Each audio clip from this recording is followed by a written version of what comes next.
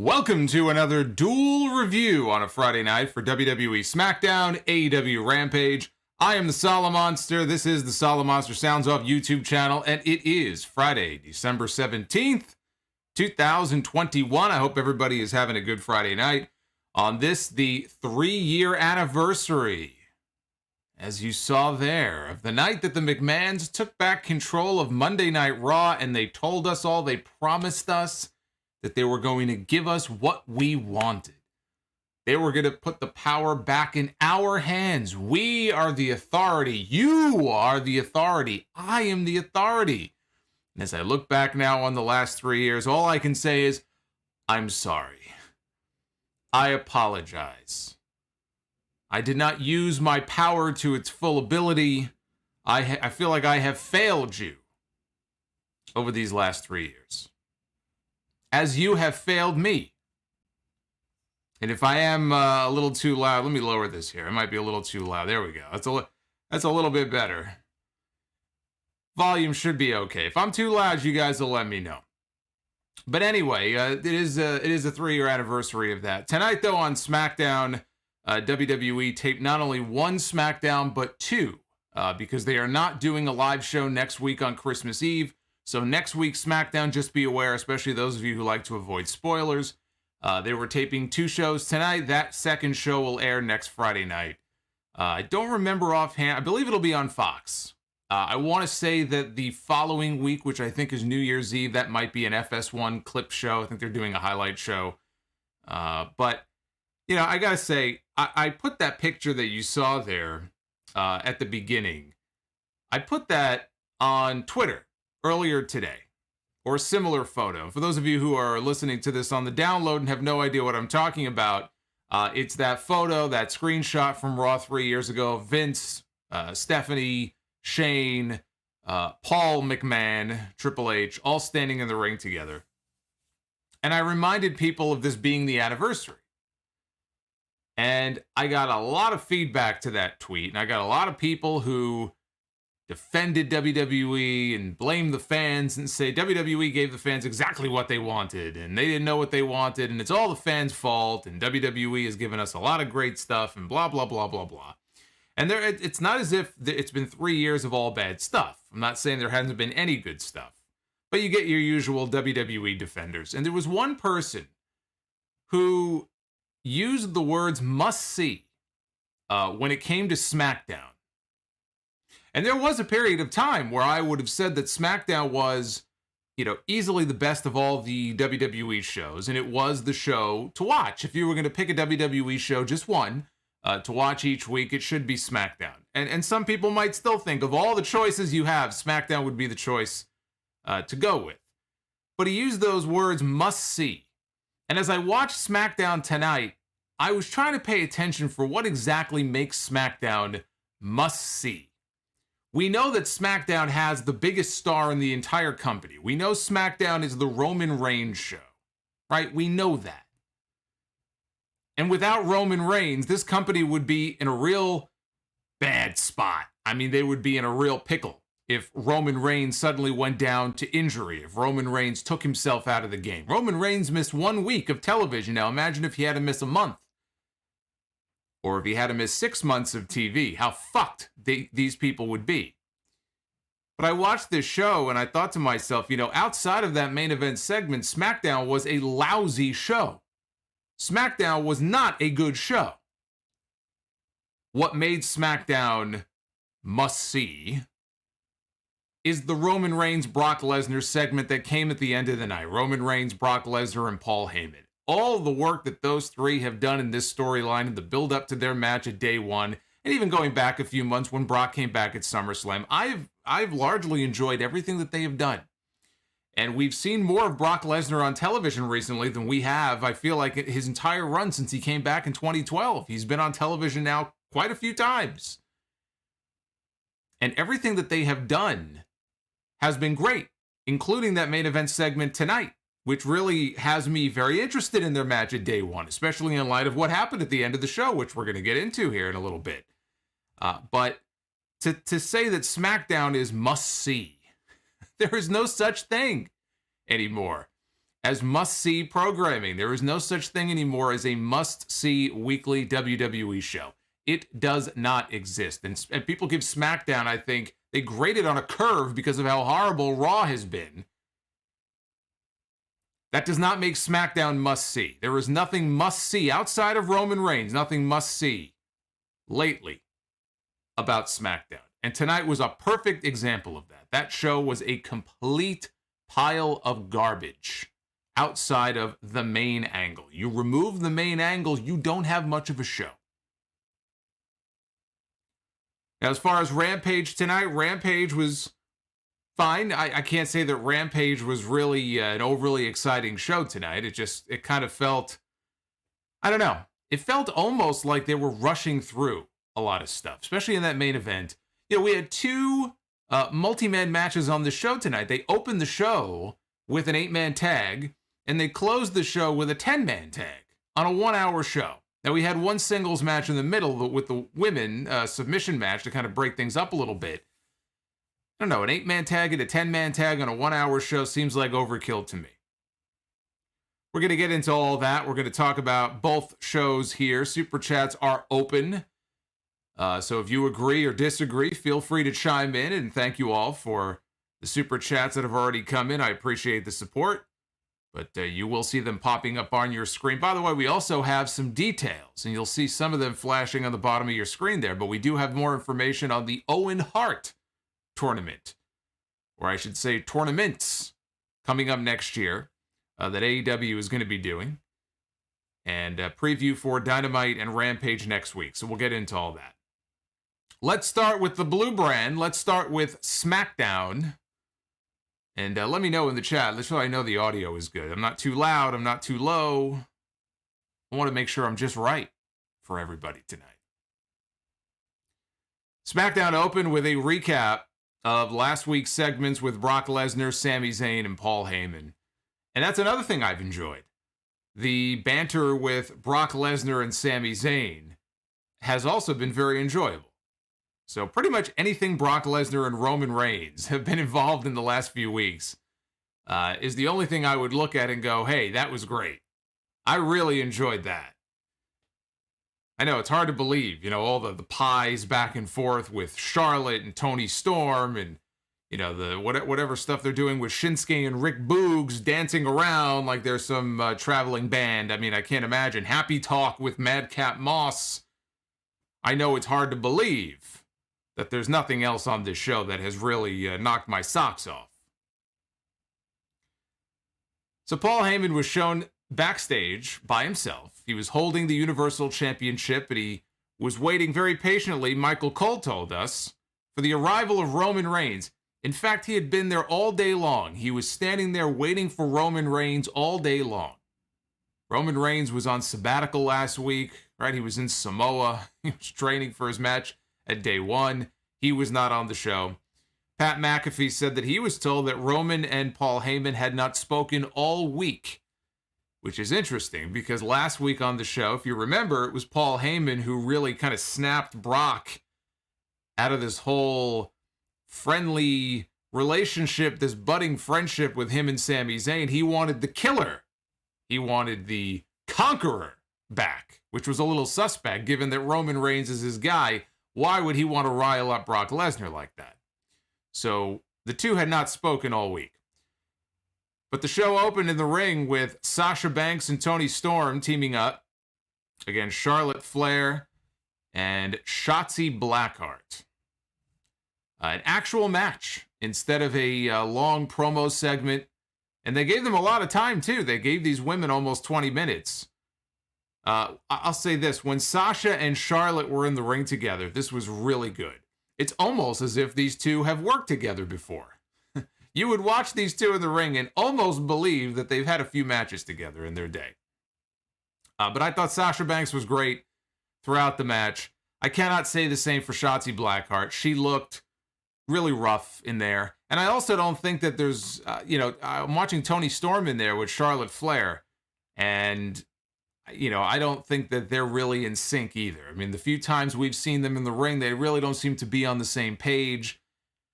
They're going to have a match, which is being taped tonight but they're going to have a match that'll air next week. Maybe another one at the pay-per-view. We'll see if they can, work that out. But to go back to Shotzi for a second, she looked rough tonight, but also, this heel thing is not working. Heel Shotzi Blackheart is not working. Because this woman, I don't think, was meant to be a heel.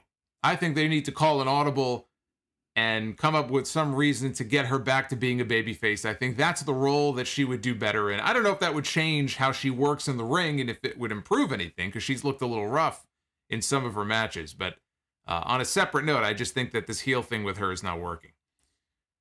But there were a few tentative moments in there with Toni Storm and Charlotte Flair when they first got in the ring together. Shotzi missed a splash in the corner. Toni got the hot tag, and she backed Shotzi into the corner. Heels quickly regained control.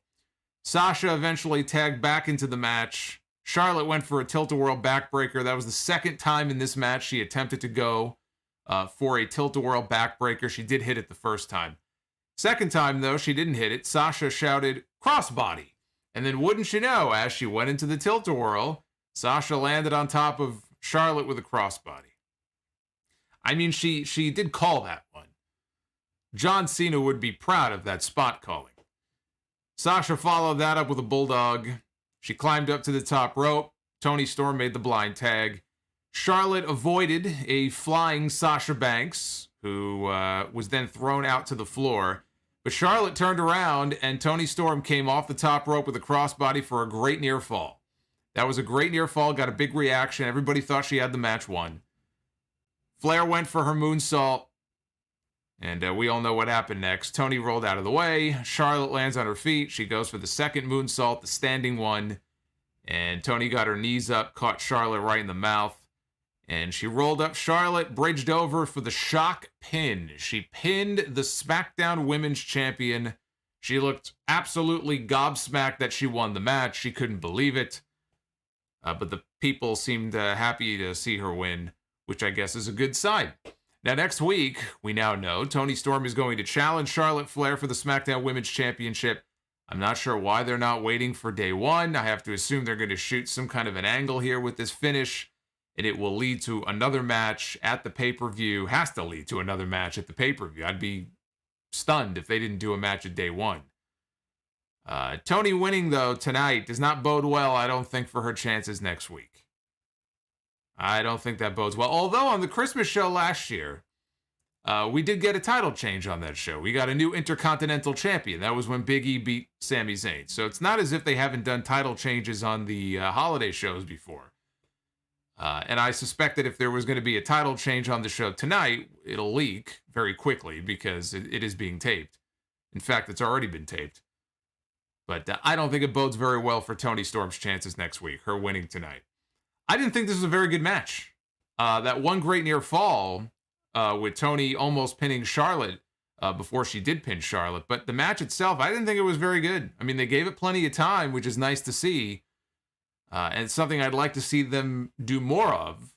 But I didn't think this match was really all that great. When Sasha was in there, though, whatever Sasha was doing, I thought she looked smooth. She looked good. Her stuff looked good.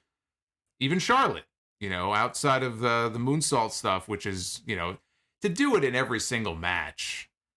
I don't know that needs to be a move that she busts out in every single match that she does. But when they were in the ring together, those two, that was when the match was at its peak.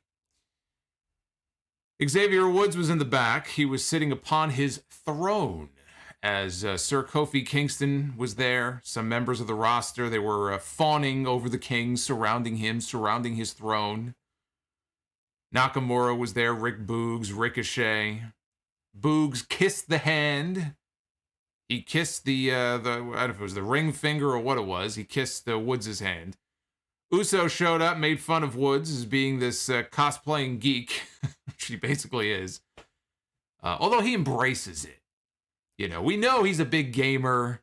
He's got the gig on G4. I mean, Xavier's not shy about it. He's a gaming geek.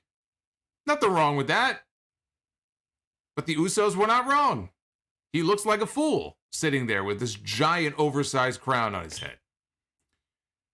So the New Day challenged the Usos to a match later tonight. Usos agreed. They promised to also beat the New Day at day one. I mean, this is ridiculous. As I'm watching this, and I already knew the match was happening at the pay-per-view. We already knew that. We just saw them in a match last week. They did that match. Who's the greatest tag team at the moment in WWE? They brought the Raw Tag Team Champions over to SmackDown. So we had Randy Orton and Matt Riddle against the New Day, against the Usos last week in the main event. And now we get the match again tonight, when we already know we're getting the match again at day one. This match did not need to happen tonight. Over and over and over and over again. Tonight, of course, was non-title. At the pay-per-view, it'll be for the titles. But I just, I saw that and I said, why are we getting this match tonight? But this is what WWE does. AEW barely gives any rematches. It's like Tony Khan is allergic to rematches. He generally does not like doing them. WWE does them all the fucking time. There has to be a happy medium. Some rematches are okay. There has to be a happy medium of not too many, but not too few. Can we meet in the middle somewhere, please? We had the Viking Raiders. They made their entrance for a match against Jinder Mahal and Shanky. And what followed, as they were making their entrance, we got the Raiders coming out to go ahead and raid and whatever the hell it is that they do. What followed was a commercial break, a backstage interview with Natalya, who made a threat to Xia Li after what happened last week when Xia Li came out to save Naomi. So she threatened her. Then we got a Raw Rebound video recapping all the chaos that Bobby Lashley left in his wake on Monday night. Then we got another entrance for Jinder and Shanky before finally pitching it to another commercial break. I guess that's our punishment for getting a 20-minute long match to open the show. So we had the Raiders against Jinder and Shanky. Michael Cole talked about what an important match this was. This is a very important match. It was so important, in fact, that it was joined in progress because it started during the commercial break. That's how important this match was. Heels isolated Eric on their side of the ring away from Ivar. Jinder applied a very exciting chinlock. Eric broke free, tagged in Ivar, who attacked Shanky, but he no-sold it. And for the finish, Eric slammed Ivar into Shanky in the corner. Eric took out Jinder with the suplex, and Ivar hit a big splash off the top on Shanky for the win. Not much to it, but the right team won. It's going to take some time, because the Viking Raiders have not been put in a position to feel special at all. And the only way to kind of get some of that back is for them to start winning matches consistently, and then eventually challenge for the tag team titles. So, right team went over here in this match. Paul Heyman was still waiting outside for Roman Reigns. They cut back to Paul Heyman when this was over. He was still in the back, and Heyman got all excited because there was a car that pulled up, and he, of course, thought that it was Roman Reigns. He thought that his tribal chief was about to greet him. Instead, he was greeted by Brock Lesnar, who asked Heyman if he was expecting Reigns, and he told him good luck with that. And he patted Heyman on the chest, and Paul nervously thanked him, and Lesnar headed into the building. I was surprised to see Brock Lesnar here. I thought he would take the week off. We saw him last week. I feel like we've seen him a lot lately. I'm not used to seeing him this much. So I was actually kind of surprised. I knew Roman was coming back tonight. And I figured the whole show would be built around him confronting Paul Heyman about what happened last week. But I was not sure if Brock would be there. So it was nice to see Farmer Brock joining us tonight. We had a Happy Talk segment. Not a lot of happy stuff on this show. But we got a Happy Talk segment in the ring with Happy Corbin and Madcap Moss. They had Adam Pearce's desk in the ring that they stole last week, which still had Drew McIntyre's sword jammed right into the middle of it, where he left it last week. That was when Adam Pearce told him, you can't go out to the ring with your sword. You got to leave it backstage before he went out there for his match. So Drew jammed the sword right in the middle of the desk and left it there.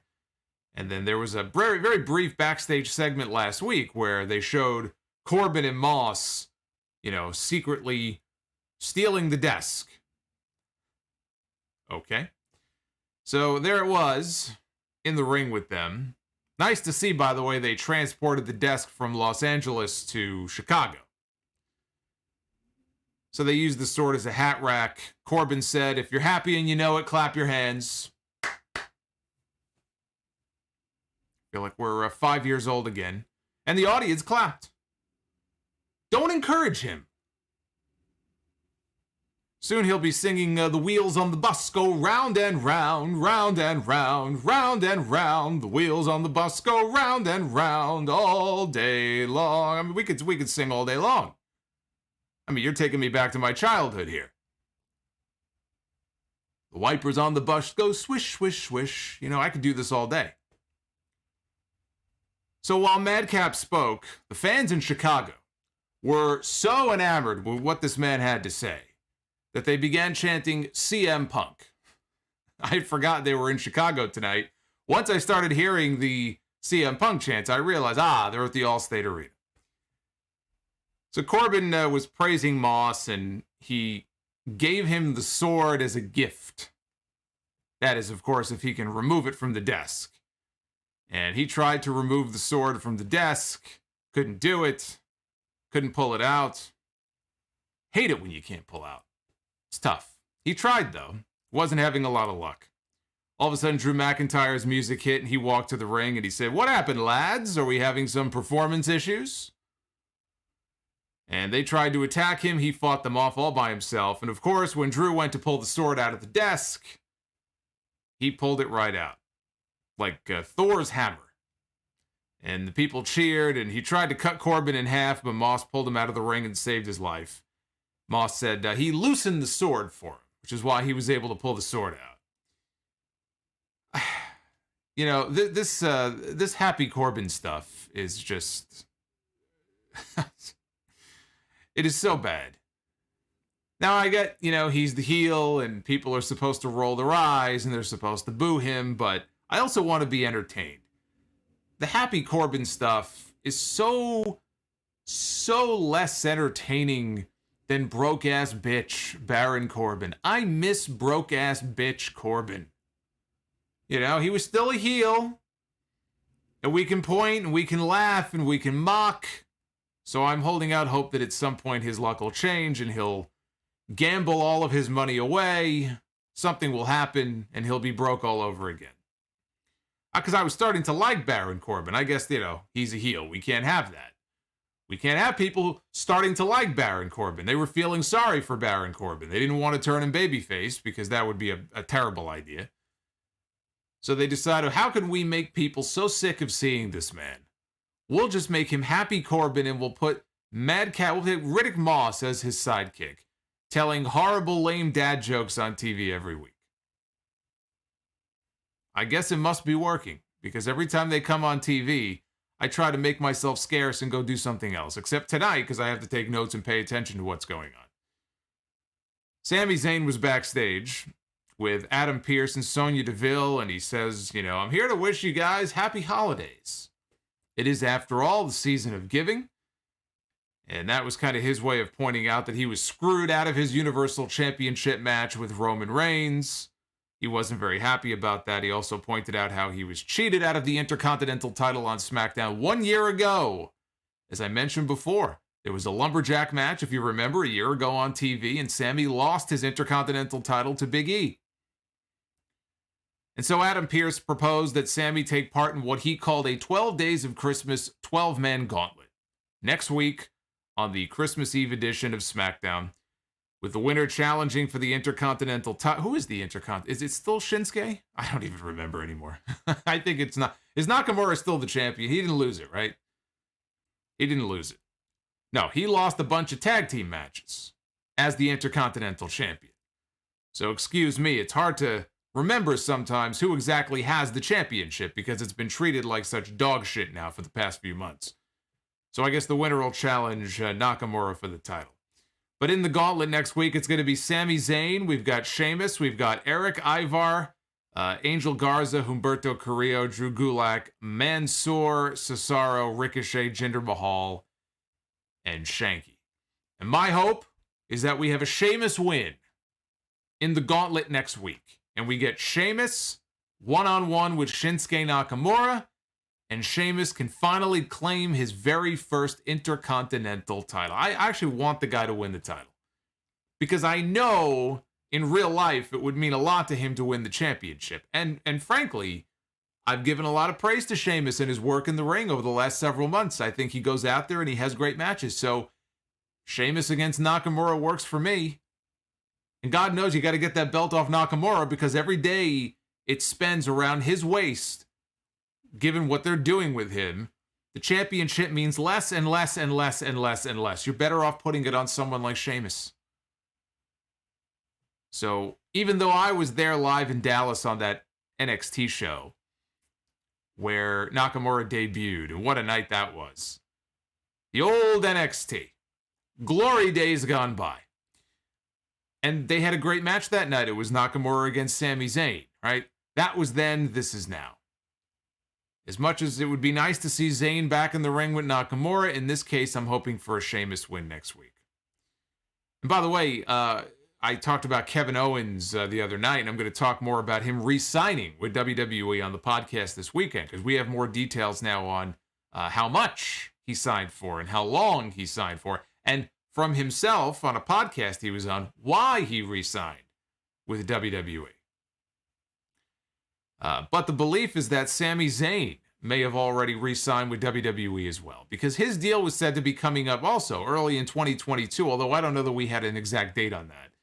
But there was a note in the Observer earlier today that, not a confirmation, but the belief is that Zayn may have also re-signed. So it looks like Sami will not be going anywhere, just like Kevin Owens, for at least the next 3 years, will not be, or until they cut him, will not be going anywhere. So maybe one of these days we'll get to see a final cut of that conspiracy documentary that Sami's been filming for a while. I'm hoping it's a real, I think they've said that it's a real, or Sami has said that it's a real documentary. They've been doing legitimate filming. I'm hoping there is some kind of finished product that we can actually, watch. Speaking of Sheamus, he was out next against, well, not against, but he was out to introduce his boy, Ridge Holland. He was coming out for a match one-on-one against Cesaro. See, the program is with Sheamus and Cesaro, but this week it was Ridge Holland doing the dirty work for Sheamus. Sheamus distracted Cesaro before the bell, which allowed Holland to hit Cesaro in the ribs with the billy club that he carries around to the ring with him. And the announcers wondered, is Cesaro going to be able to continue? Is he going to be able to start the match? As they went into the commercial break, it was this question that just haunted all of us going into the commercial. What is the condition of Cesaro? Is he going to be able to wrestle in this match? And sure enough, they came back from commercial, and Cesaro said that he was too injured to compete, and he forfeited the match. Of course, he wrestled the fucking match. How is that even a question? Of course he wrestled the match. You know better than that. Pat McAfee dropped a Shad Khan reference, talked about him firing Urban Meyer as the head coach of the Jacksonville Jaguars. A real winner, Urban Meyer. Holland jumped Cesaro with the bell, hit a backbreaker, put him in an abdominal stretch. Cesaro fought back with a back suplex. He knocked Holland to the floor. Sheamus then caused a distraction. A lot of distracting going on of late in WWE and AEW. A lot of distractions going on. People are so easily distracted. It's pretty scary when you consider that these people are driving from city to city, town to town every single week. I hope they're not distracted drivers on the road the way they're distracted here on TV. So Holland took advantage of the distraction, hit a power slam, and picked up the win. Look, a win is a win. I don't know that this really did anything for Holland. What did it really do for Ridge Holland? Not much. He hit Cesaro with a foreign object. He hit him with a weapon at the beginning of this thing. He had Sheamus. He was coming out to Sheamus's music. Sheamus came out to his own music, introduced this guy. He hit him with a weapon. 3 minutes later, off a distraction by Sheamus, he pinned him. It's about Sheamus and Cesaro. It's not really about Ridge Holland. So, when I saw Ridge Holland in NXT for the first time, the way he was moving around and throwing his opponent around, I don't remember who it was that he was in the ring with. But the Tuxedo says, talking about distractions, as the Asuka thumbs up pops out. She did distract me, actually. See, I was just distracted by that Asuka gif on the screen, because we had a new subscriber, JD35, whatever the number was. Welcome, JD. See, even I'm getting distracted now. Look at this. It's rubbing off on me. At least I'm not distracted by entrance music. That's the big difference. So anyway, I don't think this did Ridge Holland any real favors. When I first saw him in NXT, though, he was impressive. He didn't do much. He wasn't having long matches, but there were certain things about him, the way he would move around in the ring. It kind of reminded me of Brock Lesnar a little bit. This is before he got hurt. Then he was gone for a very long time. I see him here on this show, and so far, he's just another guy. It's another guy with a funny hat coming out and winning in 2 minutes off a distraction. I don't know how people get over when you do that, but a win is a win. In the back, Drew McIntyre was walking around with his sword looking for Corbin and Moss. Nobody seemed overly concerned about the fact that this guy was walking around looking for people, carrying a deadly weapon around. Naomi was out next to talk about the only thing on her Christmas wish list, which is a match against Sonya Deville. It's all she wants for Christmas. She called out Cruella Deville so they could have that match tonight. And I know you're going to be very surprised when I tell you this. We didn't get the match. Very, very surprising, I know. Sonya came out, reminded her that when she's got her suit on, I don't wrestle. But she had another opponent in mind for her, Shayna Baszler. And Naomi said, I got no problem facing Shayna, but I want you. And Sonya got into the ring, and she looked like she was considering her offer, and she started taking her suit jacket off. Baszler snuck up from behind Naomi and hit her in the knee. And Sonya then said the referee could go ahead now and start the match. Baszler continued to attack the leg, and she applied some sort of leg lock. Naomi, in trying to maneuver her way out of it, she's still in the leg lock, but she kind of gets up and then falls forward with all of her weight on Shayna Baszler and pins her shoulders down to the mat for a count of 3. This went 30 seconds. This wasn't a match. It was an angle. And this is what we've been getting with them. We're not really getting matches. We're getting angles. Week after week after week, building to the eventual singles match between two women who we still, by the way, do not know why they are feuding. We do not know why Sonya Deville has had beef with Naomi. Because I remember the first time Naomi showed up on TV, she was gone for a very long time, and she showed up on TV backstage to confront Sonya about wanting to wrestle, and she wants to get back in the game, and she wasn't being disrespectful. It's not like, oh, I remember that segment where she kind of mouthed off to Sonya, or she said something to embarrass Sonya. No. Sonya has been a bitch to her since day one, and we still, after all these months, have not even gotten an explanation on TV of why. It just is. So Naomi foiled Sonya's plan. Deville couldn't believe it. And I guess we'll have to wait for the angle next week, when Sonya Deville leaves coal in her stocking, I guess. In the back, Happy Corbin and Madcap Moss were hiding from Drew McIntyre and his sword in a closet. And all of a sudden, Megan Morant, who is the one of the newer backstage interview ladies, she found them, as did the cameraman who was filming them in this closet, and they put the light on. And Corbin said Moss would wrestle Drew McIntyre at day 1, which looked like a bit of unwelcome news to old Madcap, but then he thought about it and said, okay, yeah, sure, no problem. So, we're getting Drew McIntyre at the pay-per-view, one-on-one, against Madcap Moss. And I know that you guys are very excited. I'm sure you're just beyond excited to see that match. But what makes it even worse is that what it likely means is that after Drew beats Moss, this is all just building to a match at the Royal Rumble. between Drew McIntyre and Baron Corbin. That is what this is likely building to.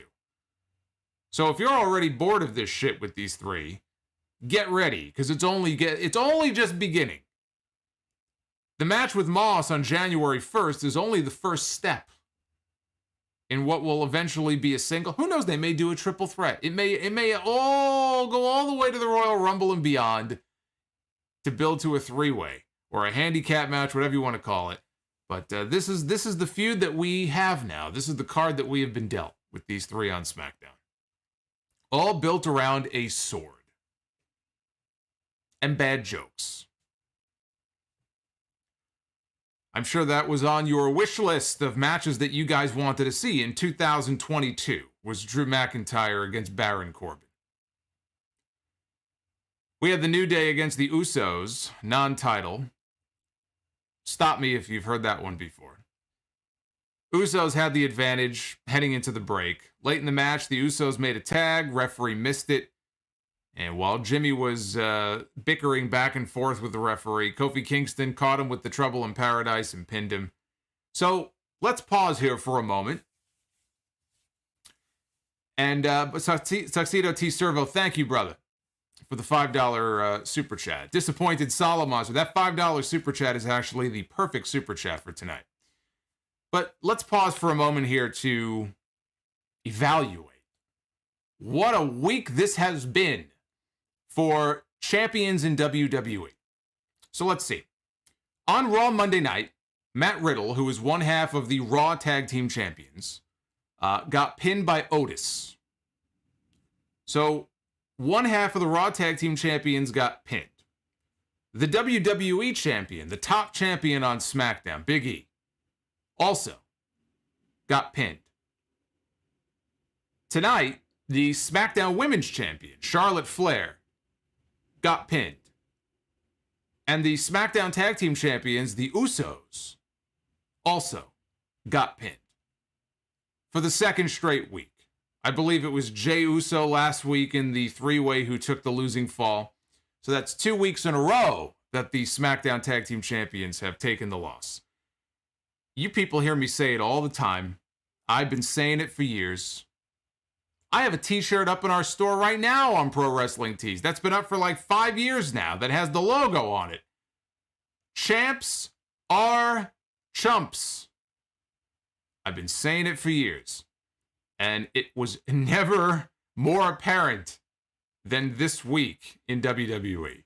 Champs are chumps. Unbelievable. Backstage, Roman Reigns finally arrived. We had about 15 minutes left in the show. Roman Reigns arrived. Paul Heyman was just beaming with pride. So nice of the champion to show up in time for the end of the show. He was wearing his new Needle Mover t-shirt. He's got a new t-shirt out. This, of course, goes back to the whole thing from many, many weeks ago with CM Punk and Roman saying that they don't have any needle movers. I move the needle. I mean, look, by default of everybody in WWE, he would be the one that you could say moves the needle. But if we're being perfectly honest, there's not a fucking person in WWE these days moving anything. I mean, that's just a fact. They don't have anybody who's really moving any needle. When they were running into the issue of we can't sell tickets to the UBS Arena Long Island show a few weeks ago, there was a whole bunch of things that they did. They discounted tickets. They were doing, here in the local market here, they were doing 2-for-1 deals on tickets. But then they added Roman Reigns, who's a SmackDown star, SmackDown champion. They added him to the Raw show, the advertising locally for Raw. What'd they move? I think they moved 200, 300 tickets. Doesn't seem like a needle mover to me. But that's his new t-shirt. And it's not a bad-looking t-shirt either. And it's got like this gauge, with a needle on it. And the gauge runs from jobber to mid-carder to main eventer, and then at the end it says Tribal Chief. There's Asuka again. Hey, Dinesh. Welcome, brother. Dinesh is the latest subscriber to the channel. See, she distracted me again. But it was interesting seeing that t-shirt and the word jobber on there because, you know, a lot of these wrestlers are very sensitive when, you know, you use the word jobber. It's like they take great offense to it. And so now WWE is producing a t-shirt for the biggest star in the entire company that has the word jobber on it. So when I see stuff like that, it's like, you can't get upset about it anymore. Once you mainstream it and you start putting it on merch, you can't get upset at people. I don't care. It doesn't matter. Oh, you fans, talent, it doesn't matter. You can't get upset anymore when people use the word jobber. You just can't. It's like these wrestlers who would get upset when they would get messages on social media from fans who use wrestling lingo and wrestling terminology, heels and faces and heat and stuff like that. And they would say, well, you're not in the business. You shouldn't be using terms like that. Meanwhile, WWE years ago started producing these DVD documentaries where every fucking documentary, every wrestler was using insider lingo and terminology, and they were saying words like marks and heels and faces. And then they get upset at the fans when they regurgitate that same language back at them on social media. Don't blame the fans. Blame the fucking company for mainstreaming that type of shit. It's just funny to me. Anyway. Reigns told Paul when he got out of the car, he goes, we're going to go to the ring. And they started walking into the building. You could not wipe the smile off of Paul Heyman's face. He was so happy as he walked in lockstep into the building with Roman Reigns. So Reigns and Heyman and the Usos, they hit the ring. And Reigns was not happy about the fact that the Usos lost. They lost last week. They lost tonight. So he pointed that out. He goes, you know, you guys know that I don't like it when you lose. But you're family. You're blood. Then he looked over at Paul Heyman and he said, but you're not. You're not blood. And he asked him a series of questions. He goes, can I trust you, wise man? He said, last week you seemed a little shady to me. Did you know that Brock Lesnar was going to return at SummerSlam? Did you know that Brock Lesnar was going to be at Madison Square Garden on that SmackDown show back in September? Did you know that Brock Lesnar's suspension was going to be lifted? Heyman said nothing as he asked these questions. Heyman looked like he was about to shit himself. And then he goes, here's the most important question. Are you a special counsel or are you an advocate? And Heyman went to grab the microphone out of Roman's hand, but then he realized you don't do that, so he went and got his own microphone. And Heyman, as he has been throughout this entire storyline, Paul Heyman was great. His eyes were all red, like he was about to cry, like he was about to make himself cry. He looked like he was just walking on eggshells. He could just sell the story without saying a single word, just by the expression on his face. You know, his lip will quiver. His eyes will get all big and bulgy. Or he'll be, you know, tears will start welling up in his eyes. He's got a knack for that. He's great at that. And Heyman grabs the microphone, and before he could speak, Roman had one more question for him. And he said, why are you protecting Brock Lesnar from me? And Heyman finally spoke up, and he said, my tribal chief, I'm not protecting Brock Lesnar from you. He said, I'm protecting you from Brock Lesnar. And it's funny, he looked up to God above before he said that, because he knew that he was about to offend Roman Reigns, and it was almost like he was saying, please let this go okay before I say this. And then he said what he said. And he said, I'm sorry. He goes, you wanted the truth. I'm sorry. And Roman says, I love you, wise man. And he comes in and he brings him in for a big hug. He goes, Heyman was great. He goes, I love you too, my tribal chief. And Roman is saying, and I thank you for your honesty, and I thank you. And you can hear Heyman go, I thank you too. Thank you, my tribal chief. I love you, my tribal chief. He goes, I thank you for your honesty. And I thank you for your 40 years of loyalty to my family. And he says, and you're fired. And he delivers a Superman punch to Paul Heyman. Down goes Heyman. Reigns asks for a steel chair. And one of the Usos, I think it was Jay, hands him a chair, but he wants another one. And Jay goes and fetches a second steel chair to bring into the ring.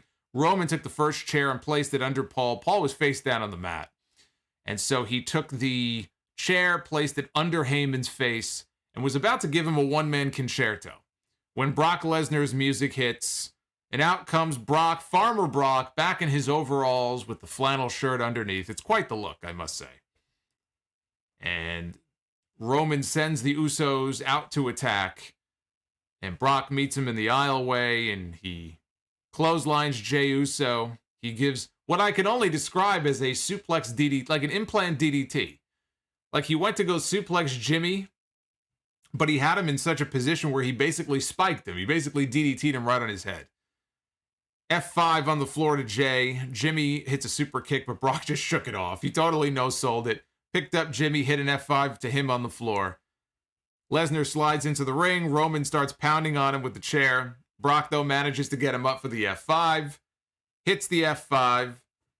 Crowd wants to see one more time. So he picks up Roman Reigns. He delivers a second F5. Leaves him laying right next to Paul Heyman. And the crowd was going nuts for this. The reaction that this got was fantastic. The place was going crazy. So they gave away the tease of any drama at the pay-per-view with Paul Heyman 2 weeks before day one. And if you remember last week, I said one of the things I was looking forward to was, how is the Heyman story going to play out on January 1st? Is he going to be with Roman Reigns? Is he going to go to Brock Lesnar? What are they going to do with Paul Heyman? The whole story really ties into Paul Heyman. He is the tie that binds between these two men. In which direction are they going to go in with this? And then, unexpectedly, tonight, they went and had Roman Reigns fire Paul Heyman and lay him out. And I'm thinking, okay, well, they took all the drama out of that. But as I look at what they did here, it seems pretty obvious to me what is going on here and what we're going to get at day one. Paul Heyman is going to walk into day one with Brock Lesnar. And he's going to walk out of day one with Roman Reigns. This is all part of a grand swerve that will see Paul Heyman realigned with the bloodline and helping Roman Reigns to retain the Universal Championship at the pay-per-view. It has to be. And that gives them the out when Lesnar does not win the championship, because he already got screwed over. You know, the Usos interfered in his match at Crown Jewel. You can't really do that again. So I've been thinking, what can they do with Brock where he loses again? But you don't just repeat the same finish that you did in October. Because it doesn't feel like the right time yet to beat Roman. He's been dominant for so long. How do you beat Brock a second time but make it different? Well, there you go. Paul Heyman swerves everybody, even though a lot of people already see it coming, I think. I mean, we're talking about it now. But I think that's where this is headed at the pay-per-view. And at that point, you know, the question is, do they still go with Roman and Lesnar again at WrestleMania? I think they probably do. You know, that could give Brock a hell of an incentive to want to murder these people, that he may have to go on to win the Royal Rumble to get that shot. So we could very well see Brock Lesnar winning the Royal Rumble this year. But that's where I think they're going with this. I thought the closing angle was excellent, as have been pretty much everything that Roman and Heyman and Lesnar have been involved with going back to when Brock came back at SummerSlam. Outside of the main event, I thought this show was fucking awful. Just thought this was a lousy episode overall. Outside of this, a lousy episode of SmackDown. And I don't know, that person on my timeline earlier who told me SmackDown was must-see TV must be on some heavy prescription medication. They might have to lower the dosage, or depending on what kind of medication it is, perhaps raise the dosage. Although I'm not giving out any medical advice here. But I will say they have done a very good job of making Reigns and Lesnar feel like a major main event, even though we have seen it about half a dozen times. We just saw it in October. What can they do to make this feel somewhat fresh and interesting? And I feel like they've done a good job of that. I'm excited for the match. I'm interested to see what happens in the match. It feels like a major big-time match, and apparently tickets are selling well for that show, probably on the back of this match. I cannot imagine that tickets are suddenly surging in the Atlanta market for this show. I think they have about 8,000 or 9,000 tickets sold, which is not a sellout, but it's a pretty healthy number for WWE these days when it comes to the smaller buildings. I say smaller relative to the big, dome shows and the stadiums they do. I mean, they run these NBA buildings which can fit 20,000 people. They're not putting 20,000 people in these buildings. Even with the stage and the set and everything else, they should be getting 13,000, 14,000. They're not getting that a lot. But I think the reason is people are buying into this as a big-time main event. They want to see Brock Lesnar against Roman Reigns because it is the best thing going right now in WWE. The problem is it involves somebody who's not even a full-time performer. So when this runs its course, what do they have? We know they're not doing Roman Reigns and Jeff Hardy on SmackDown. So, where do you go from here? And what else do you have on Raw and on SmackDown that can deliver this kind of hype and get people, I think, as interested and as invested as Lesnar and Reigns? Because right now, I don't see what that is. They don't really have anything else, especially over on the Raw side. But that was SmackDown. Groovy Goose says SmackDown is must-see span TV. They have similar ratings. Hey, look, SmackDown, they did over 2 million viewers last week. And maybe these aren't the numbers that Fox envisioned when they first got in bed together a couple of years ago. But if you're doing over 2 million viewers, then you're doing okay. SmackDown goes up, it goes down. But again, the ratings don't correlate to the quality of the show. SmackDown, there was a period of time even a few months ago where I would have said, man, SmackDown is so much better than Raw. Raw has the extra hour. So I can't sit here and tell you that SmackDown is worse than Raw because I don't believe that. That's not true. But I think people's view of SmackDown in some cases, some people might like SmackDown. Good for you if you do. But I think some people's judgment on that is a little kind of shaded by the Roman Reigns stuff. And they automatically think, well, SmackDown's great, right? Because we got this going on. But when you really look at the show and you strip away the top program, what do you have left? Look at the shows they've given you over the last few weeks. You're going to call SmackDown a must-see show? You think SmackDown is that much better than Monday Night Raw? I got news for you. It's not. It's almost as bad. They have the talent. It doesn't have to be that way, but it is. So when SmackDown is over, you know what we do. On Fridays, we flip on over. Hey, what's going on, Joseph Brooks? Dropping $4.99. We jump on over to TNT. And there you go. AEW Rampage. Which is also not must-see TV, for the record. It's an easy hour of wrestling television, though, that does not usually insult my intelligence. But I would not call Rampage must-see TV any more than I would call SmackDown must-see TV. Just to be fair. But it opened with the Young Bucks and Adam Cole and Bobby Fish against best friends Trent Beretta, Chuck Taylor, Orange Cassidy, and Rocky Romero from Chaos. New Japan Pro Wrestling. They just announced the lineups this week for Wrestle Kingdom. Night 1, Night 2, and the New Japan versus Pro Wrestling Noah card on Night 3. Because they're doing a smaller version of Wrestle Kingdom Night 3 a few days later in a smaller arena, not in the Tokyo Dome. So they announced the full cards this week. Rocky Romero's in a few of those matches. I'll get into the cards on the podcast this weekend and talk about Shibata as well, because Shibata's coming back for a match. Chuck Taylor and Matt Jackson started out, and Chuck hit the standing sliced bread for an early near fall. Rocky got the tag, hit Matt with the step-up Hurricane Rana, and Matt quickly tagged out to Bobby Fish, one half of the hopefully very soon reformed, hopefully soon to be reformed, Red Dragon. He's already got the music. He's only missing the partner. Orange Cassidy and Adam Cole tagged into the match. They are building to a match, which is going to happen next week on Dynamite. They're building to Adam Cole one-on-one against Orange Cassidy. So They tag into this match, and the people are excited to see them go one-on-one here. And Adam Cole thinks better of it. He tags out to Nick Jackson. On the floor, the Bucks and Cole delivered an apron powerbomb to Trent. They protected him, though. They powerbombed him on the flat portion of the apron. It was not an apron powerbomb on the edge to his surgically repaired neck. That would have been dumb. Back inside, the heel super kicked Cassidy. And at that point, they cut to their first picture-in-picture break. They come back. Adam Cole sets up Cassidy for the running double super kick from the Bucks, but Best Friends tripped up the Bucks as they hit the ropes and pulled him out to the floor. Cassidy cradled Cole for a near fall, and he countered a Panama Sunrise attempt. Got the hot tag to Beretta. Devin from NJ with the poor Seth Rollins here in his in the super chat, getting a little ill there.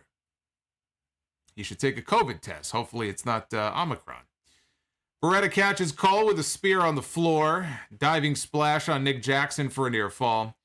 Romero and Beretta hit a double knee strike to Nick Jackson. Best Friends hit the half and half soul food combo on Cole.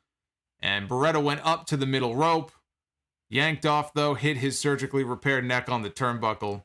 The Bucks and Cole hit a triple team neck breaker on Beretta. Bobby Fish came in with a top rope splash. Another near fall. Fish hit an avalanche Falcon Arrow on Trent, but Orange Cassidy broke up the pin attempt.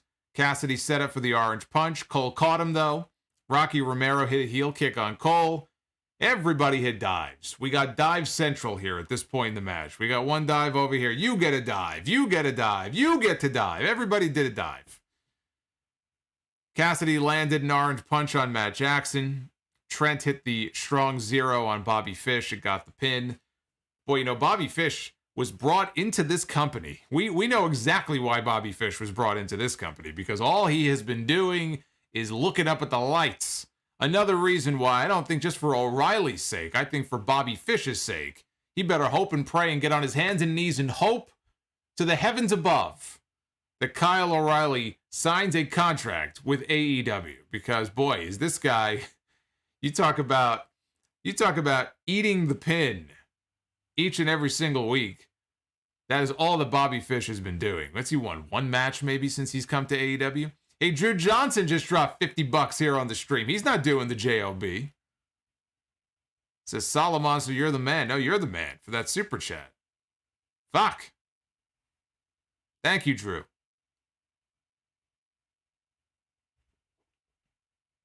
Yeah, Tuxedo, I don't know offhand how many times Fish has been pinned in AEW. I think it's more than the fingers I have on this hand. He has been pinned quite a few times. I mean, look, you're not going to pin Adam Cole at this point. Bobby Fish is the odd man out. But again, just another reason why I think he would be much better served being in a tag team than in the singles ranks right now. But it was a much-needed win here in this match for Trent, coming back after such a long layoff from his injury.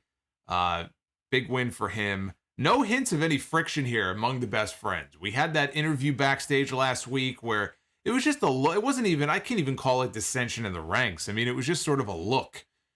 When he got cut off, I think, by Orange Cassidy in his promo before the main event, it was a look that Trent gave that sort of hinted that maybe there could be trouble brewing on the horizon. And there still might be. But there was no hint of that tonight. They worked together as a cohesive unit. He picked up the win for his team. All was well. And, good opener. I thought it was a good opener. Dan Lambert was back. We haven't seen him since Full Gear. Well, Dan Lambert was back on the show tonight. And he cut an in-ring promo. He was joined by the Men of the Year, Ethan Page and Scorpio Sky.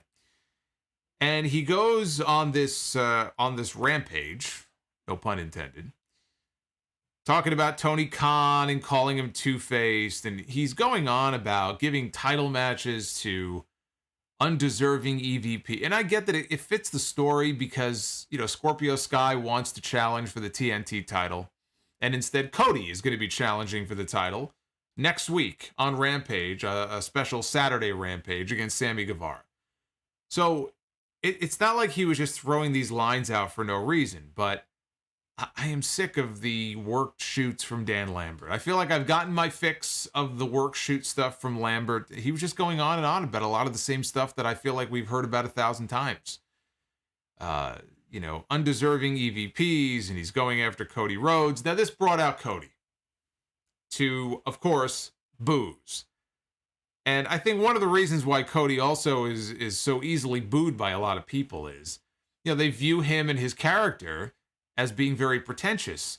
He has this big entrance, which takes forever for him to come out.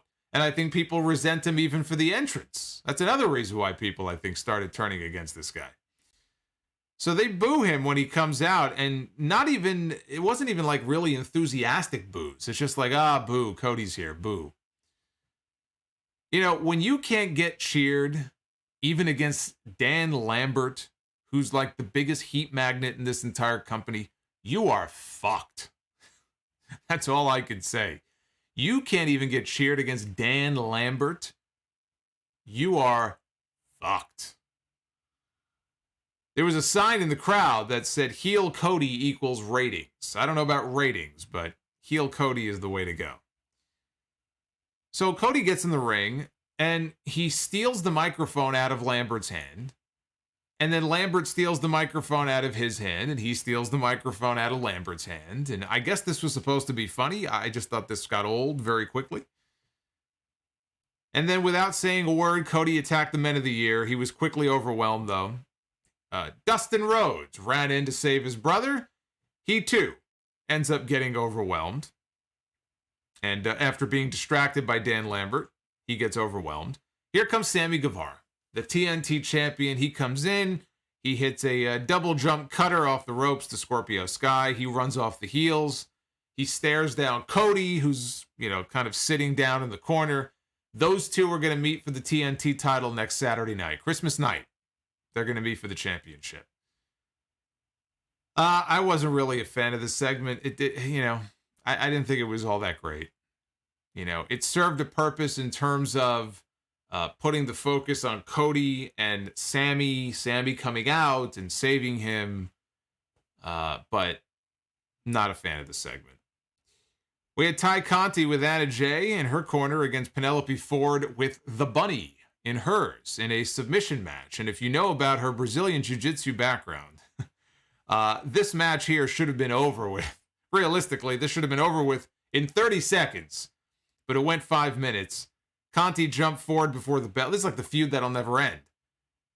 Conti jumped forward before the bell. She got a half crab early on. The Bunny, though, helped Ford get to the ropes for the break. Outside, Ford was chopping Conti up against the ring post, but she got greedy, and she threw one last chop, and Ty ducked out of the way, and Ford chopped the ring post. Back inside, Conti went for an armbar. Penelope got to the ropes for a break, and Penelope went for a back handspring elbow. Conti, though, got the knees up, went for a triangle. Ford broke free. Conti tried for a submission move, and the Bunny hopped up on the apron to distract the referee. Ford locked in a Dragon Sleeper. Conti kneed her way out of it, and Penelope landed a cutter. Conti hit a pump kick, went for another one, but Ford countered with a heel kick. Conti locked on what looked like a chicken wing, and Penelope Ford tapped out. So the right winner here, again, given her background, realistically, this should not have lasted even as long as it did. After the match was over, Bunny hit Conti with the brass knuckles, which is probably the most tired gimmick right now in this company. It got to a point where in Kenny Omega matches, the Bucks interfering and Brandon Cutler and the cold spray, that was the most tired gimmick in this company. Well, it's the brass knucks from the Bunny. Anna Jay ran in with a chair to clear the ring, and I just wrote down, is this really continuing? Is this really not over after Ty Conti won in the submission match? Can we not be done with this, please? This is the feud that will never, ever end. Please, do the tag team match already. Maybe we'll get it next week, and let's move on from this. The main event was Eddie Kingston, the Lucha Brothers, Santana and Ortiz. Hey, look who it is. It's Santana and Ortiz. I had forgotten they were even still employed by this company. It's nice to see that they're still with AEW. We never see them. They took on Daniel Garcia 2.0 and the Acclaimed. As I said at the beginning, I think it was overkill. having an 8-man tag and a 10-man tag bookending this 1-hour show.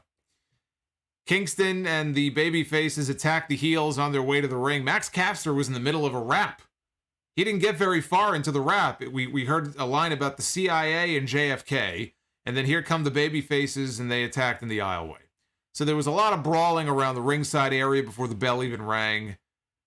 Caster took a beating from the Lucha Bros. Santana and Ortiz hit some tandem offense on Anthony Bowens as they went to the final picture-in-picture break. They come out of the break. Penta hot tags into the match, hits a sling blade.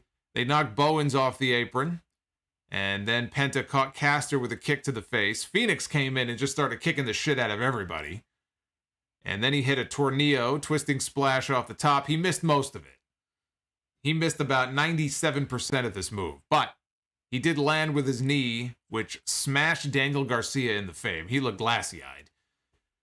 And the pin got broken up. Pin attempt. 2.0 started beating on Kingston outside the ring, so Penta and Phoenix hit stereo dives out onto Parker and Lee. Inside, Bowens took down Ortiz. Santana hit him with a pile driver. Caster hit a diving crossbody. It was like this rapid-fire succession where everybody was getting their shit in here. Caster hit a diving crossbody off the top on Santana, and Kingston came back in with a suplex to Caster. Oh. But then Daniel Garcia came up from behind Eddie Kingston and rolled him up with the trunks and pinned him. The announcers were confused, too. They didn't realize that the match was over. Like, we saw the referee count 3, but the announcers treated it like, what? Like, they didn't really, it didn't compute that he actually scored the winning fall. So the heels all swarmed Eddie Kingston. Bowens grabbed the boombox, handed it to Daniel Garcia, who hit Kingston with it. Jurassic Express's music hit. All eyes on the tunnels. But instead, Jungle Boy in his leather jacket comes through the crowd from behind and attacks the heels. Luchasaurus was with him. They wiped out all the bad guys, and then Jungle Boy picked up the AEW Tag Team titles, and he handed them back to Penta and Rey Fenix.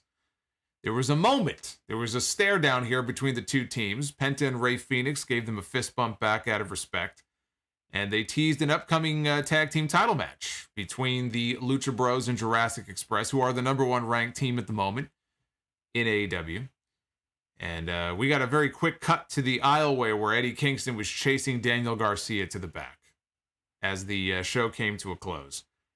That main event was not my cup of tea. It just felt like they were cramming a lot of shit in, just trying to fit everything in to get to what ended up coming off as a very underwhelming finish. And the fact that the announcers didn't even recognize it at first as the finish just made it worse. Maybe it was that way by design, but on this taped show, and maybe they could have redone some of the commentary. I don't know, but I don't know. It was them cramming a lot of shit in to get to what I thought was just a very lame finish. A rare win, albeit via cheating. A rare win for Daniel Garcia. Actually, I think that might have been his first win on TV. I don't know about Dark and Elevation, but as far as SmackDown. As far as Dynamite and Rampage, I do believe that was his first television win. And that keeps the feud with Kingston alive, I guess, for a singles match. So we got a bunch of rapid-fire announcements on the show tonight. Actually, right before the main event, Excalibur did the voiceover. They were so rapid-fire. Excalibur talks so fast because he has to squeeze so much shit in. He talks so fast, it's so hard sometimes to really keep up with, okay, we're going to announce these matches for Dynamite and these matches for Rampage. And we're going to talk about the Owen Hart tournament. Well, that's why you got me here, because I got all the announcements here all written down for you, in case you missed it. Now, Tony Khan originally had said weeks ago that they would reveal details about the Owen Hart tournament. They're going to have this thing called the Owen, and that they were going to reveal information about it on the Winter is Coming episode of Dynamite. Well, we got the Winter is Coming episode of Dynamite on Wednesday, and there was no mention at all from Tony Khan or anybody else about the Owen Hart tournament. So I thought, well, that's kind of strange. Maybe something fell through. Maybe they were waiting on Kevin Owens to see what was going to happen with him, and then they found out that, shit, he's staying in WWE. I don't know. But there was no mention of the Owen Hart tournament on Wednesday. Well, today, we got some more information. They announced that there would be not one, but 2 tournaments We're going to have a men's Owen Hart tournament and a women's Owen Hart tournament. And if you hear that and think, well, we're in the middle of a women's tournament right now. We're still in the middle of this TBS tournament. They're going to have another one? Calm down. They're not doing this for several more months. In fact, they announced that these tournaments are going to be taking place in May. So we got a while before we get to the Owen Hart tournament. May, of course, is not only the month that Owen Hart passed away. It was May 23rd, 1999, but that was also the month of his birth. I believe I want to say May 7th, I believe, is his birthday. So I have to assume it's tied in maybe with his birthday. That's why they're doing it in May. The finals of both of these tournaments will happen at Double or Nothing, which I guess this whole COVID situation pending, hopefully they'll bring Double or Nothing back to Vegas. Yeah, they haven't been able to have Double or Nothing in Vegas since the first one. I was at the first one. It was a lot of fun being there out in Vegas, and they haven't been back since because of all this bullshit that's been going on. So hopefully by then they'll be back in Vegas for Double or Nothing. But I think it's great. I don't have any issue with them having one for the men and one for the women. I'm sure there's a lot of women on that roster who are going to want to be part of this every bit as much as the men. There's going to be a lot of people requesting and asking, I'm sure, to be part of these tournaments because it means something to people. It's a special thing, to find out that you're going to be part of this in tribute to Owen Hart, I'm sure is very meaningful to a lot of people. So I don't have an issue with that. And I assume that, Owen's family, his wife, his kids will be there to present the trophies to the winners.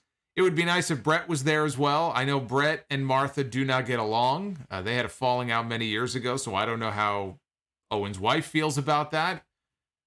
Maybe he won't be there, but anyway, May is when we are looking at having both of those tournaments. So, and they said they will have more information about them next week on Dynamite. So they're dragging this out. They're saving some more information about this for next week. Maybe they'll show us an image of what the trophies are going to look like. At Dynamite next Wednesday has Orange Cassidy against Adam Cole, Griff Garrison against Malachi Black, a Christmas party with Britt Baker and Tony Schiavone, Nyla Rose against Ruby Soho in the semifinals of the TBS title tournament, and Sting wrestling his first match in 27 years in Greensboro, teaming with Darby Allin and CM Punk against MJF and FTR. Rampage next week airs on Saturday at 9 p.m., not Friday at 10. Saturday, Christmas night, 9 p.m. Hook is back. Here I said last week, they should not have Hook wrestle all that often. I would put some distance between Hook's matches, make it really feel special. Well, Hook's already back in action. He's going to go one-on-one with Bear Bronson, and Sammy Guevara defends his TNT title against Cody Rhodes. The other announcement is that it is official. Britt Baker is going to defend her AEW Women's Championship against Riho at the Battle of the Belt special on TNT January 8th. So that is the first match made official for Battle of the Belt. Tony Khan was on Busted Open Radio earlier this morning, and he did confirm, basically, he confirmed that there will be a rematch between Bryan Danielson and Hangman Page. Rematches are not something that AEW does a lot of. So there was some question. Are they going to go back to the match, or are they going to move on to something else without giving Danielson the loss?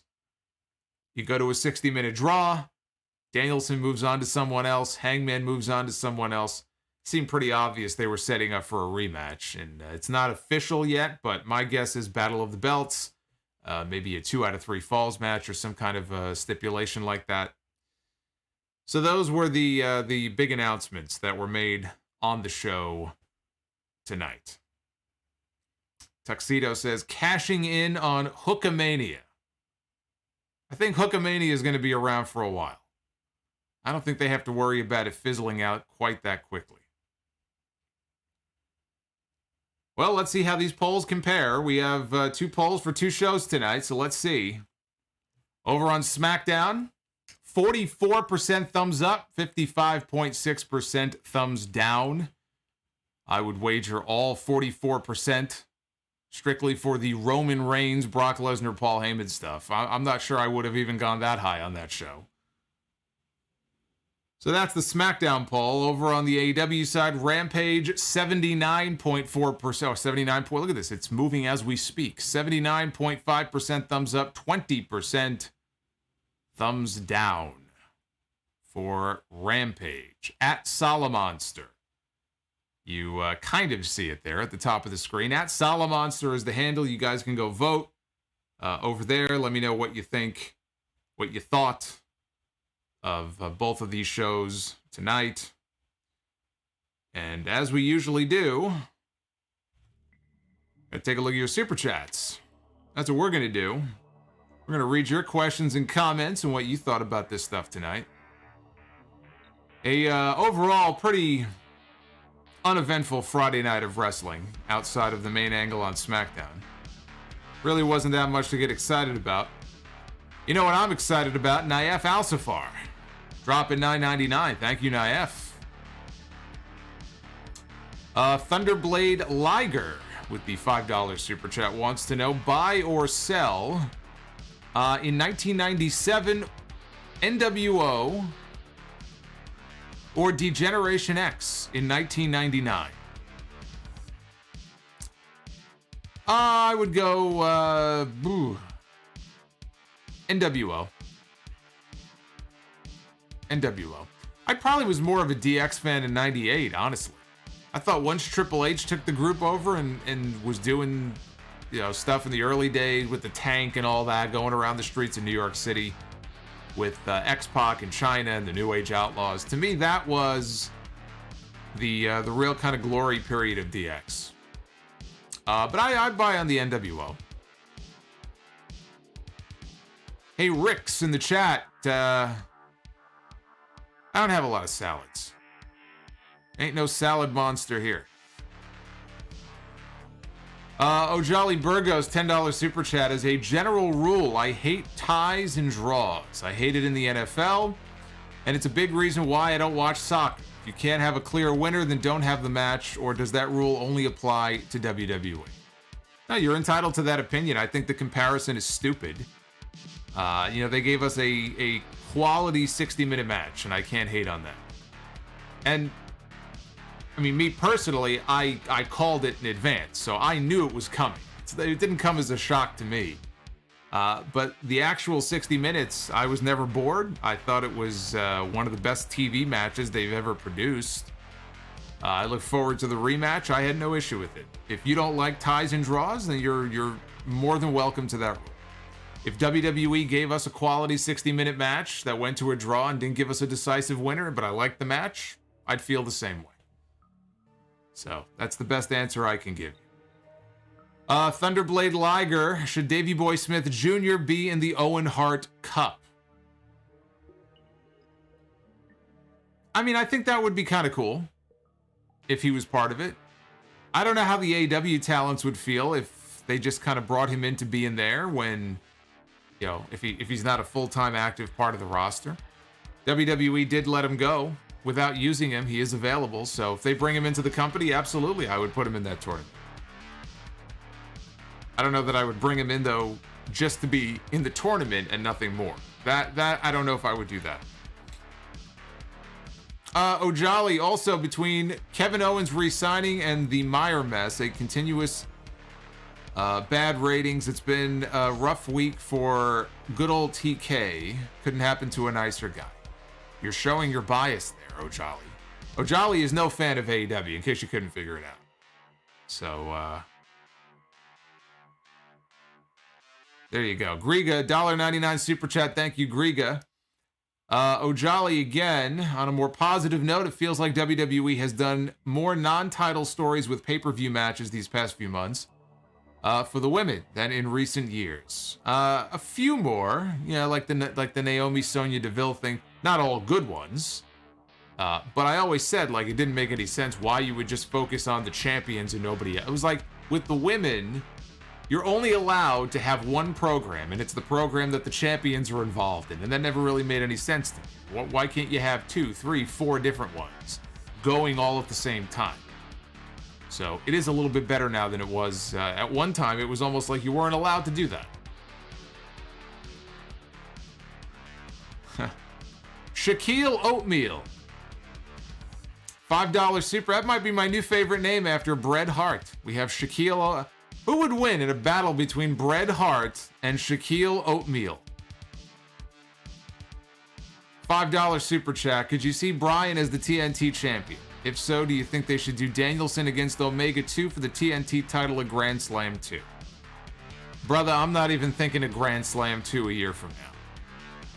Could Bryan be the TNT champion? Absolutely. Is that something I would do anytime soon? No, because he doesn't need it. That's the thing with him. He doesn't need it. But when the time comes, there could be a time where he gets it, and then he gets to wrestle all these different people, these young guys, and that can make it fun.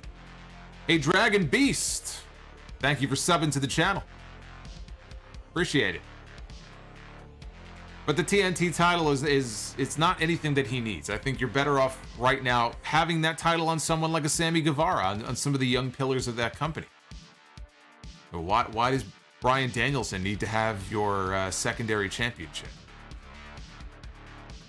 Food Hive can't join live as I am catering, but I had to show love to my chat and you. Much love to all of you for what was dinner. Not Chinese or Sarah. It was Chinese, actually. It's Friday night. That's a Chinese night. Shaquille Oatmeal, again, $5 super chat. If you could repackage Ricochet on WWE television, what would be the character? I think some promo work. He would pull off a suave heel named Rico. Appreciate you. You need to go back and find the podcast I did. It was either earlier this year or it might have been late last year.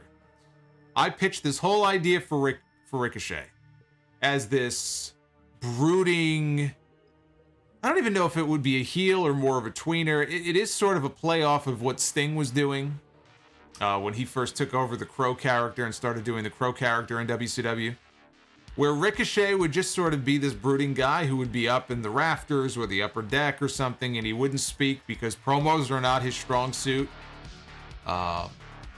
But he would just sort of hang out and be pissed off of the world because he was going on a pretty bad losing streak there for a while. But then, in the ring, he would let his wrestling do the talking, and you let Ricochet do Ricochet things. When you let Ricochet be himself and wrestle Ricochet-type matches, he'll get over because he can do things in there that are just spectacular. And WWE hasn't done enough of that, letting him go out there and just do what he does best. But I think if he had this sort of brooding character that didn't really speak and had this kind of attitude problem, but then when he's in the ring, he's just fucking unbelievable. And he starts winning and going on a winning streak. That's all you need to do to get Ricochet going. Don't send him out there with corny comedy and lame one-liners and stuff like that. That's not how he's going to get over. You're only going to make it harder for him. I don't remember the episode number, but I went through this whole idea. Whether they do it or not, probably not.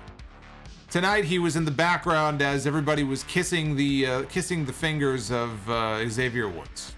So that's apparently what they came up with for Ricochet.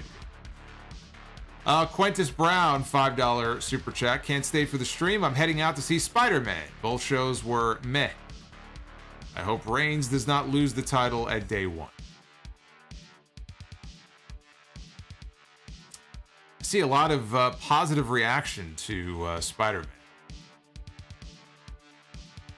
Hulkling 93, submission match wasn't good. Instead of a 50-50 match, I feel the story was primed for Ty to own Penelope with her BJJ background in quick fashion. I agree. Ren Silver, $5 super chat. Do you think if Damian Priest wins the Royal Rumble, there would be enough time for him to be built up to challenge and beat Roman Reigns at WrestleMania, or is it too soon? Yes, way too soon. He is not wrestling Roman Reigns at WrestleMania, nor is he winning the Royal Rumble. His time will come, but absolutely not going to happen, and not the right time. I think he'll be defending the U.S. title at WrestleMania against Austin Theory. That's my early prediction. Actually, I think of those two, if anybody was going to win the Royal Rumble of the two names I just mentioned, there's a better chance Austin Theory wins it rather than Damian, and I don't think either one of them are winning it, but I think there's a better chance that it's Theory and not Priest, because Theory is doing whatever the hell it is that he's doing with Vince McMahon on TV. He's kind of like Vince McMahon's pet project now on TV. Better chance of him winning it than Damian Priest. Andrew Lima. My girlfriend walked in on me. Oh, I don't know where the super chat is going. My girlfriend walked in on me watching the Happy Talk segment. Actually, that's worse than where I thought this was going. And for the first time in 10 years, I was embarrassed to be watching wrestling. That was the first time in 10 years that made you embarrassed to be watching wrestling. That segment. That's the first time in 10 years that you've been embarrassed to watch a WWE show. Joseph Brooks. Which factions had the better year? The Shield in 2013 or the New Day in 2015? Nothing tops the Shield. The Shield in 2013 into the beginning of 2014. Shield was the shit. Joseph Brooks, which factions had the... I just read that. Tuxedo T. Servo, thank you for the $5. I think I mentioned that earlier. The Phenom. 390 super chat. Hey, Solomonster, you're my top streamed podcast on Spotify. What is your favorite Iron Man match ever done? Mine is Shawn Michaels and Bret Hart at WrestleMania 12. Mine is Triple H and The Rock at Judgment Day in 2000. Joseph Brooks, what do you think of Moose in Impact and his promo work? Did you hear that promo last month when he shot a little bit on WWE? I like Moose as the kind of heel champion in Impact. It's nice to see them, giving him a shot. I think his ring work has improved tremendously. What I've seen of him this year as compared to a few years ago, he's made a lot of improvements. His promos aren't that great, I don't think. And him shooting on WWE, he wasn't really shoot. I mean, he had a few lines in there. Everybody made a big deal about it. I watched it and I just thought, what's the big deal? Like, it wasn't... People made such a big deal about that promo. I didn't see what the big deal was. So, his promos are not his strong suit. But in the ring, his matches, he has improved from where he used to be. Devin from New Jersey, 2000. Buy or sell? Which WWE crutch do you prefer? Talk shows or authority figures? Also, what in your opinion is the greatest talk show in WWE history? Well, I mean, of those two choices, I would prefer talk shows over authority figures, because heel authority figures are fucking played out. But even the talk shows, like, we had Miz TV. We had Miz TV. Didn't we have two Miz TVs? I feel like we had back-to-back Miz TVs. We had Miz TV last week with Edge. Now we're getting the cutting edge on Raw this Monday with Maurice. This is all that they know how to do. Because Edge is not going to wrestle on TV. So, you're not going to have Edge wrestling and then Miz interferes in his match and costs him the match or something. So all they can do are like dueling talk show segments. I would still take that over heel authority figures, though. Greatest talk show in WWE history? I mean, look, you can't really beat Piper's Pit. I think Piper's Pit is sort of... It's got to be number one. Right? There've been so many of them, though. Piper's Pit, Rogers Corner with Buddy Rogers, the Snake Pit, the Funeral Parlor, the Heartbreak Hotel, Carlito's Cabana, and then, of course, some of the newer ones, Miz TV and the Cutting Edge, and Kevin Owens, the KO show. I mean, there's so many of them now. They're just kind of lame. I really started losing interest in these talk show segments when they stopped giving them their custom sets in the back of the arena. Piper's Pit had a custom set. Heartbreak Hotel had a custom set. The Funeral Parlor, the Snake Pit. Now it's just a couple of chairs in the ring with some lame fucking cardboard sign that cost $5 to make. I don't know. Happy Talk. Fucking Happy Talk now with fucking Baron Corbin every week. Who gives a shit? They used to be much better. They used to put some thought and creativity into these things. That's right, the highlight, even the highlight reel. At least they had the Geritron 6000 or whatever it was. When he used it, he threw Shawn Michaels into it, and Shawn Michaels got the googly eye, right? That was the whole storyline. Piper's Pit. To answer your question, Piper's Pit. Oh, the barbershop. Of course, how could I forget the barbershop? The barbershop has the most memorable, I guess, angle or incident in WWE history. But there was really only one barbershop segment worth talking about. Piper's Pit, there were multiple Piper's Pit segments. But of course, how could I forget the barbershop?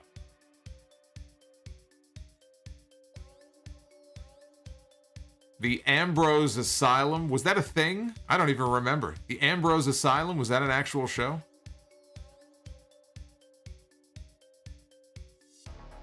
Drew Johnson, thank you again for that 50 spot, brother. I appreciate that. That brightened my day here on a Friday night.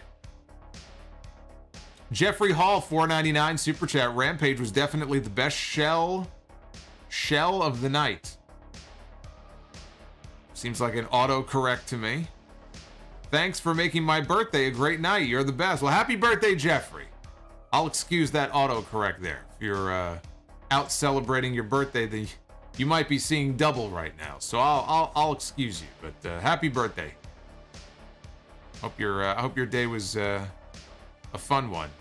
The flower shop, yeah. I mean, the flower shop didn't last very long with Adrian Adonis.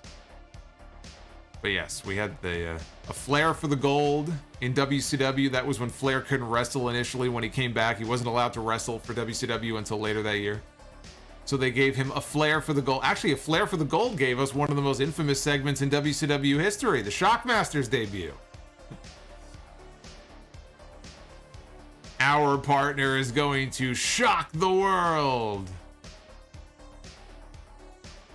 What a fucking segment that was. Drew Johnson, if Cody beats Sammy for the belt, I'm done. All hail Sammy Guevara. Nick Grosso, $9.99. How long do you think before we see Christian Cage turn heel? And where is Chris Jericho? Is he taking time off? Because I thought he would have made the save for Eddie Kingston. Chris Jericho is off in Europe. He is touring with Fozzy. He was in the hospital. He will not say why he was in the hospital. Maybe it was alcohol poisoning. Who knows? But apparently he's doing better. I guess the doctors told him they didn't want him to sing. They didn't want him to sing. There's a joke in there somewhere. So yeah, he's I don't know if he's still there, but he was over in Europe doing shows with Fozzy. Paul Heyman. I'm still a little banged up from the Superman punch that I took from my tribal chief, but are you covering the Hannibal referee incident on Sunday? Yes, I am. That'll be on episode 735. I'm already hard at work on the rundown for episode 735. We have a lot to get into this Sunday. Patrick, $10 super chat. I wish my birthday weren't the anniversary of the McMahon family's lame promise. They made you a promise that they could not keep. Well, I'm here to wish you a happy birthday. That's a better birthday gift than WWE gave you tonight. Brock Benningfield, $4.99 super chat. WWE has better managers than AEW. Bivens, MVP, and Heyman are better than Vicky, Hardy, and 2/4 of the Horsemen. What say you? I'm going to agree. WWE's managers, they won't call them that, but that's what they are much stronger than the ones in AEW. AEW has more of them. But the ones that you mentioned, Heyman, MVP, Bivens, I guess those are the main three. I mean, who else would you count Boogs? I wouldn't even really count Boogs as like an actual manager. Although I guess he would be. But even those three that you mentioned, and I'm happy to see Bivens, with Diamond Mine in NXT. Bivens has been there for so long. He wasn't doing anything. They signed him years ago. And so I'm happy to see him flourishing and doing well in NXT. He's always been a good talker. But I would agree. Stronger managers than what AEW has, even if AEW has more of them.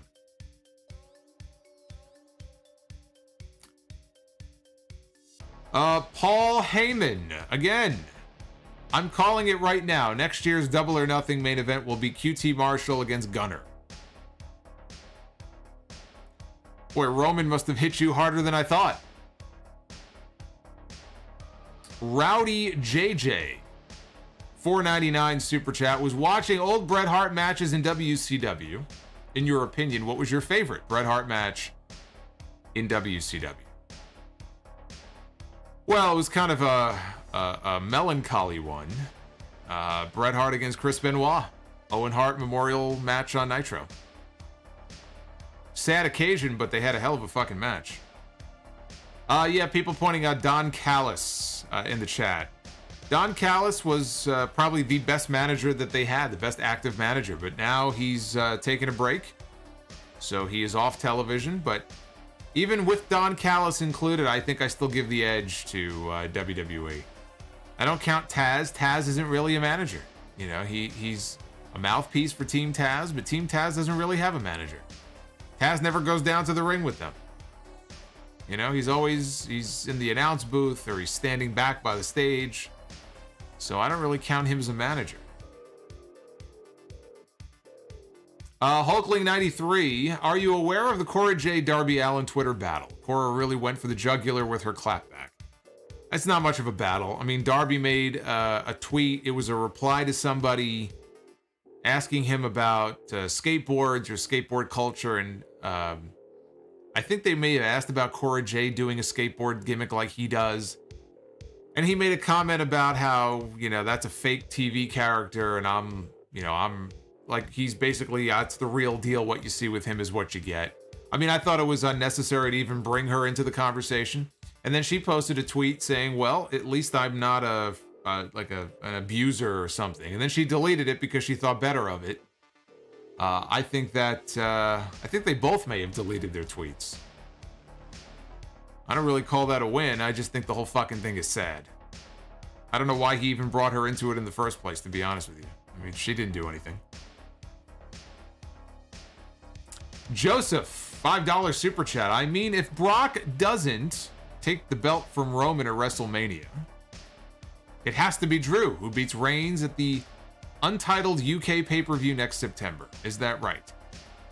I don't know that they want to wait that long. I mean, who do they have? I mean, think about it. I mean, yes, in a perfect world, that'd be a great place to do it. But, I mean, you're talking about waiting until September. You're talking about waiting until Labor Day to take the championship away from Roman Reigns. Who does he wrestle for the next 8 months, 9 months?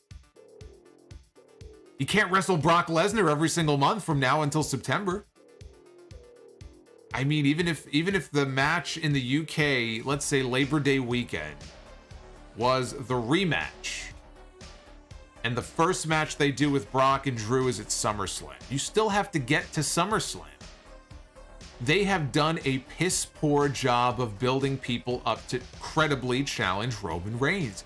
How do you do that? How do you fill the next 9 months? Tell me. I mean, I could pluck out names from NXT. I could pick out Braun Breaker and all these different, but they're probably not going to do that, number one. And number two, you still need time to establish those people on TV before you put them in the ring with Roman Reigns. So what are you going to do? You're going to have months and months of Roman Reigns against who on that SmackDown roster? Shinsuke Nakamura? Rick Boogs? Ricochet? Give me a fucking break. That's the problem. I don't think they can wait that long. I mean, my God, what is this next year going to look like? There's nobody else. There's nobody. We're going to have 9 months of Roman Reigns coming out talking about his sabbatical to Samoa every few weeks. I mean, my God, I mean, this is pathetic. I mean, I don't have an issue with them having a strong champion, but you got to have somebody on the back end there to challenge him that the people can actually look at and say, hey, I can believe that this guy might beat him for the belt. They don't have enough people. They just don't. I mean, even if Jeff Hardy didn't get fired, you might have gotten one or two pay-per-views out of him before WrestleMania, but even Jeff Hardy, I mean, that they still would have been in the same position.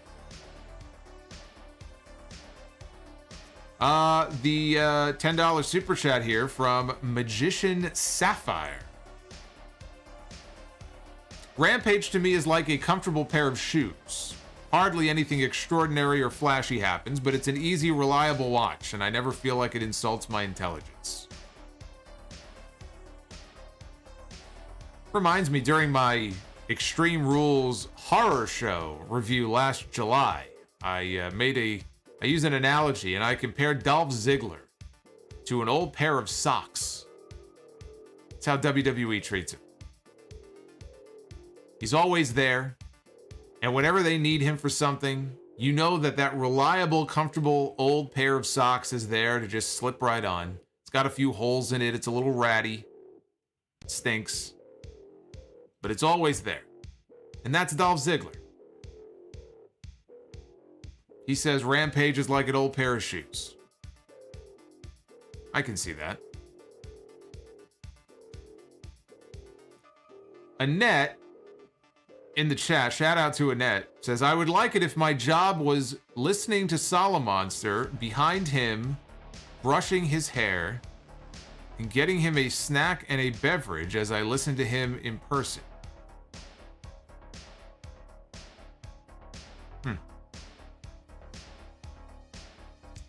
Let's move on here. Nick Grasso, $9.99 super chat.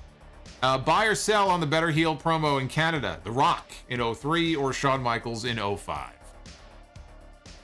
Boy, you know, I think I had both of them on my list of the top 9 promos in WWE history, which you can find on the YouTube channel. It's in a playlist. I ranked the top 9. I don't remember why it was top 9, but top 9 promos in WWE history. I'm trying to remember how I ranked them, because those two were very close to each other. But I think I probably went with Shawn Michaels in 05. I think I gave the edge to the Michaels promo. I mean, you talk about heat. You talk about a heel reaction. And a guy who knew that he had the audience in the palm of his hand and soaking up every second of it. Oh, what a great he didn't have to do much. Well, what a great segment that was. That was fantastic. Annette, I know. I appreciate it. We're just having some fun with you. Ojali Burgos, not biased. I think WWE, the company, and Vince are evil. And I just support the women. Tony Khan keeps hiring bad people like Lethal and the Briscoes, and no one seems to get... They hasn't brought in the Briscoes yet. Probably will. But I don't know that anything there is official just yet. I mean, look, if we want to start making a list of all the supposed bad people that work for these companies, we're going to be here for a while. Because you got them in WWE, you got them in AEW, and you got them in Impact too. In fact, we were just talking about Moose a little while ago. So you want to go down that road, believe me, we can go down that road. But thank you for clarifying at least. Andrew Lima, $5 super chat. I'm not kidding, he says. Happy Talk made Bailey's This Is Your Life look like the pipe bomb, the CM Punk pipe bomb. Ouch. Hey, Ali in the chat. I see you, my friend. Yes, I got your gift, and I thank you for that. That was very nice.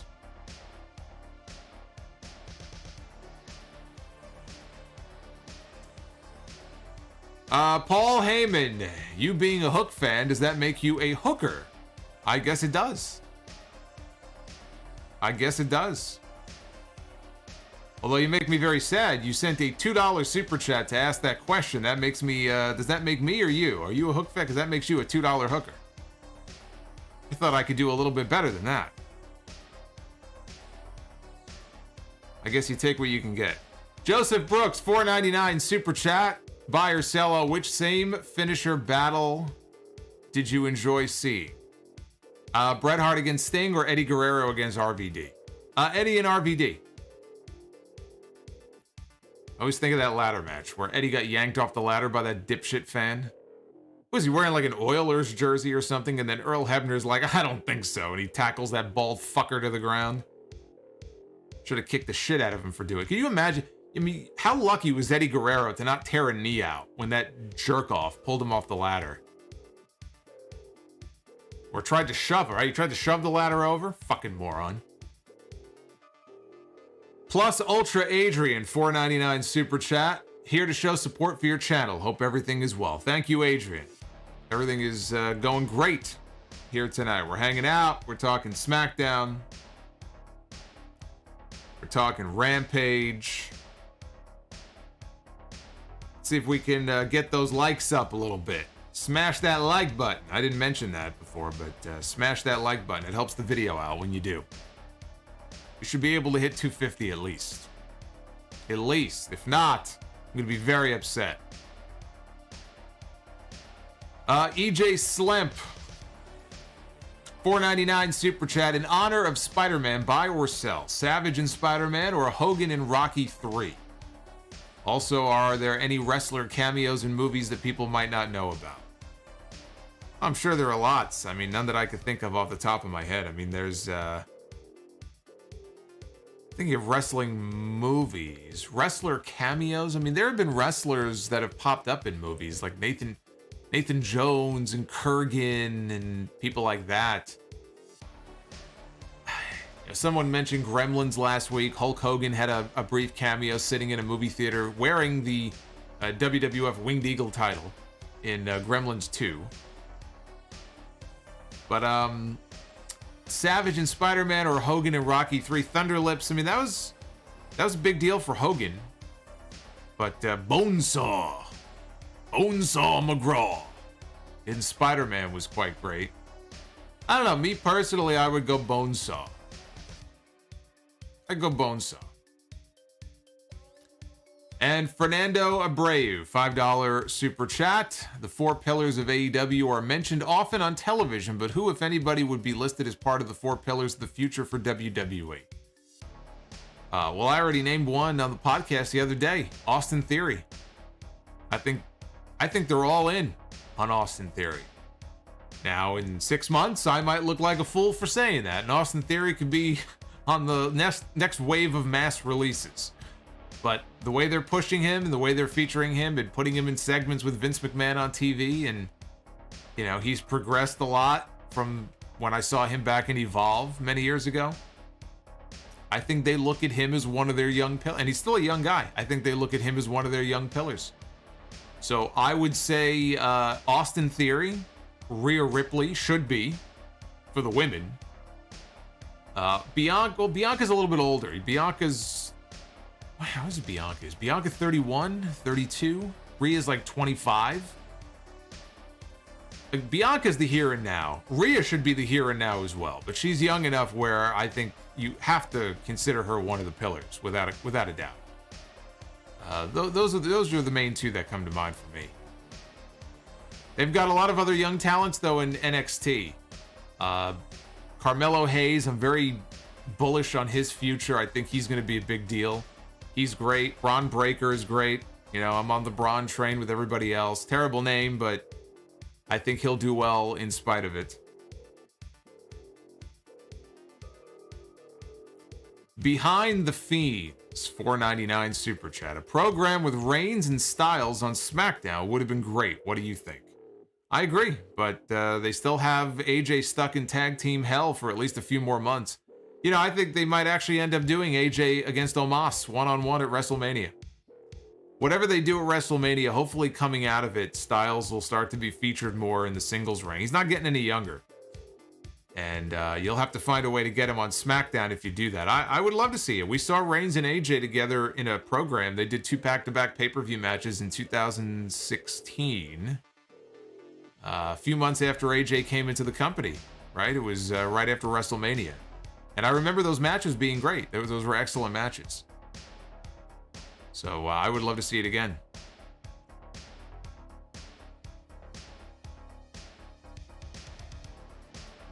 Was Bam Bam in Major Pain? I think I saw Major Pain once many years ago. I don't remember that at all. Maybe you're right. Yeah, Longest Yard had a bunch of wrestlers in there. Austin, Goldberg, I think, Kevin Nash. Kevin Nash is Super Shredder. Kevin Nash as Super Shredder is actually probably one of the bigger ones. Although that was, I'm trying to think if that predated him getting into wrestling. I think he had already gotten into wrestling at that point, I believe. Yeah, because if he was wrestling in 89 or 90, the second Ninja Turtles movie didn't come out until what, 91? 92 when they filmed it, probably, 92-ish. So he was already wrestling by that point. Or you got Big Show. That's right, Big Show in Captain Insano in The Waterboy. Big Show is also the giant Santa Claus guy in the warehouse in Jingle All the Way. I'm gonna deck your halls, bub. He was in that movie as well. Undertaker and Suburban Commando. You're a dead man, Ramsey. Yeah, that's right. Remember that one? Terry Funk and Roadhouse. Jesse Ventura. Now it's all pouring out now. Jesse Ventura in Predator.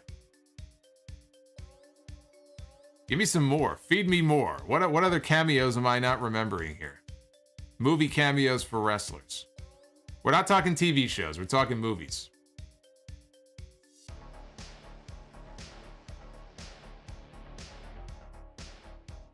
We love you, Annette. All the love to Annette in the chat. MacGruber. That's right. That MacGruber movie had a lot of wrestler cameos in it as well. I don't remember. I don't think I saw MacGruber. I know there's a new MacGruber TV show, I think. I believe. Lou Albano as Super Mario.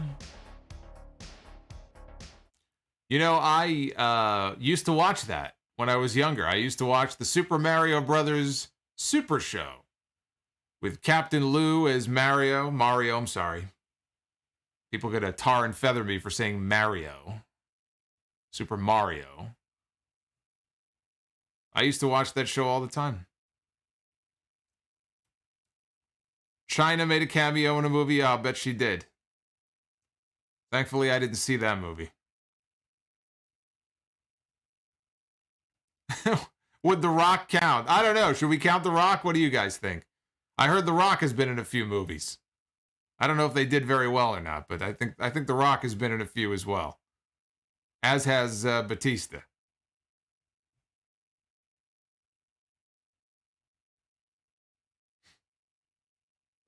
Triple H in the Blade movie. Was that Blade Trinity? I think it was Trinity. I want to say it was the Blade Trinity movie. It's a lot of wrestler cameos. All right, while you ponder more of them that we haven't talked about, let's move on to Be the Booker. We'll start with the men. Those of you who are new here, we take a few moments here to randomly book a pair of WrestleMania main events at the end of each stream and see what match we come up with and whether or not it's a match that we would like to see. I have no idea what it's going to land on. I have no idea if it's going to be a WWE person or an AEW person. We just sort of take it for a spin and see what we come up with. Andre the Giant in The Princess Bride, of course. Of course. That may be the greatest of all. Well, let's see. We got Matt Riddle, the Shaman, for NXT's MSK. One half of the Raw Tag Team Champions. Matt Riddle in the WrestleMania main event, one-on-one, and his opponent will be Enzo Amore.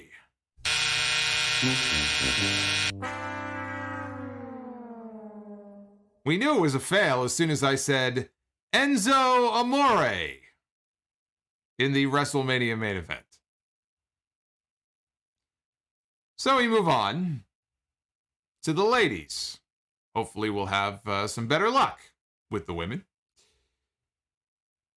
And let's see what our female WrestleMania main event is going to be.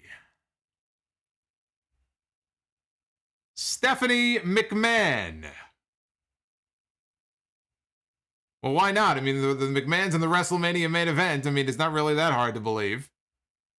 Stephanie McMahon will go one-on-one at WrestleMania with Jillian Hall. Boy, was this a fucking fail this week or what?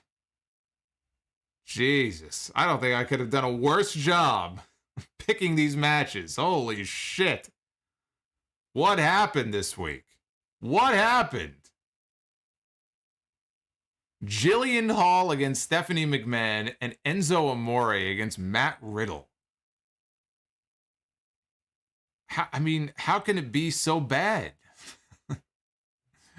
How is that possible? That is not how I wanted to end this night. Would book myself right into bankruptcy doing those matches. Anyway, all you people saying John Wick, by the way, I've never seen John Wick, so people are telling me Kevin Nash was in John Wick. I believe you, but I've never seen John Wick. I don't know who John Wick is. I'm sure he's a nice guy.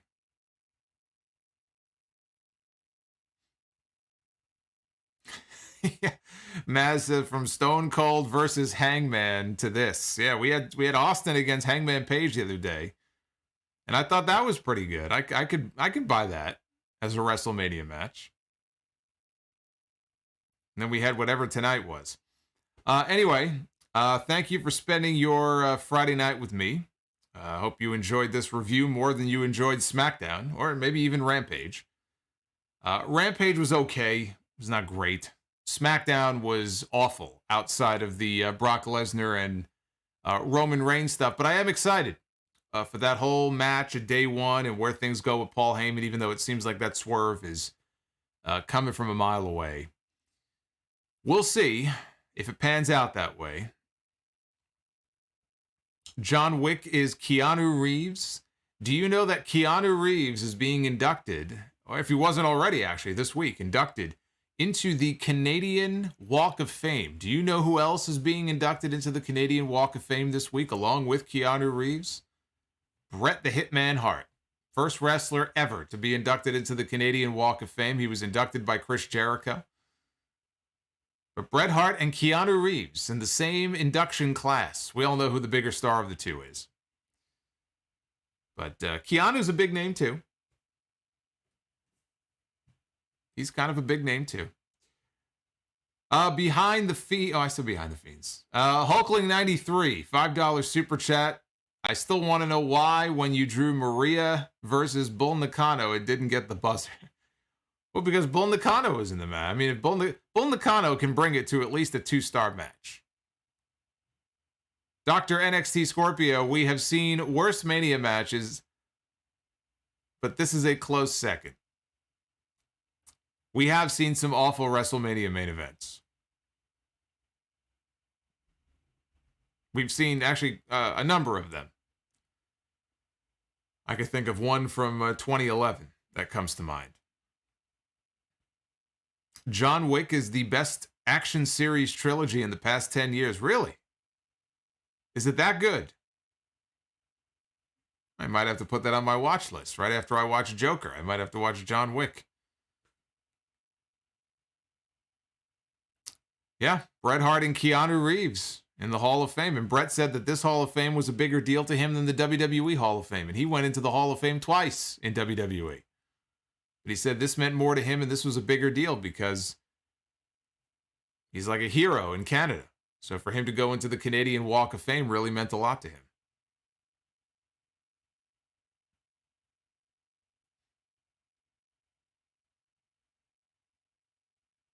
John Wick is kung fu and gunplay in one. So it's gung fu or gun fu.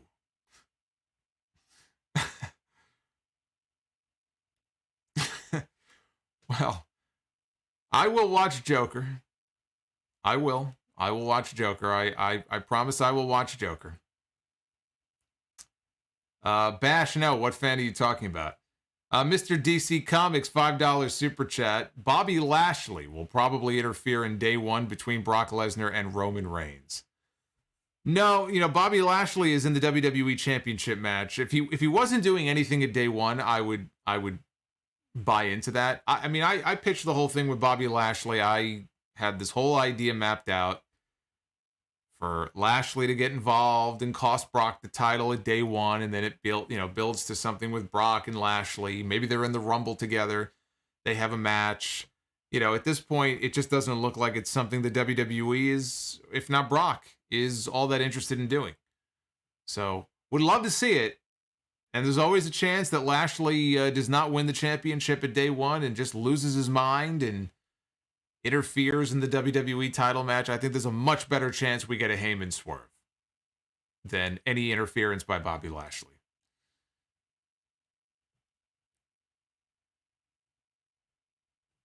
But if they want to go with the idea that I talked about a few weeks ago, I have no pride of authorship. Take it. Take it. I pitched it for a reason. I wanted to will it into existence. That's a feud and a match that I would love to see heading into WrestleMania season. And it would all but guarantee that we get Reigns and McIntyre at WrestleMania, because then they would have to get away from Reigns and Lesnar.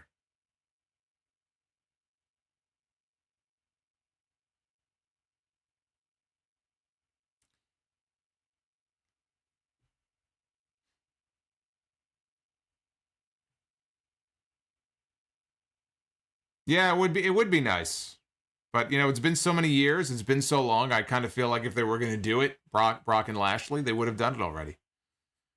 Just seems like it's not a match that they're all that interested in doing. Oh, yeah, Bash, I heard that story. That's an old story, though. That's not anything I think that recently happened.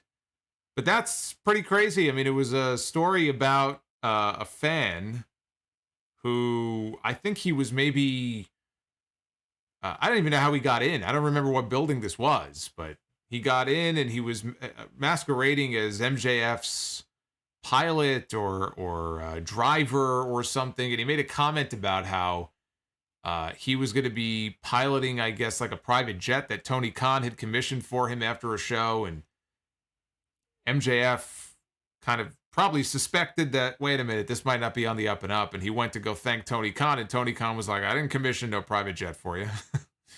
And then they discovered the guy was a fraud and they kicked him out of the building. Which is insane. If it went down that way, I mean, that's just insane.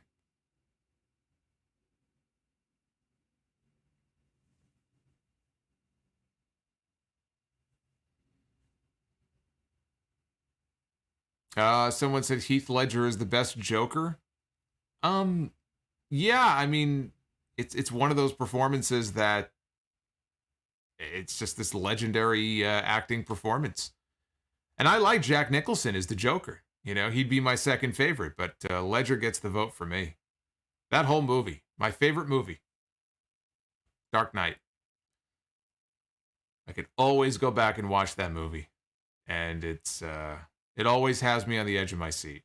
Oh, there's another cameo in that movie.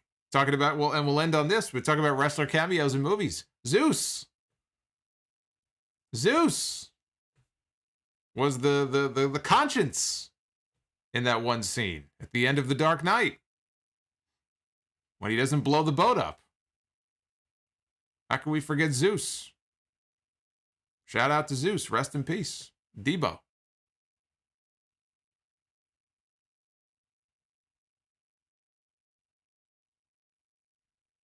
Mark Hamill, yes, I know. Mark Hamill was a good Joker. I'm thinking movie Jokers.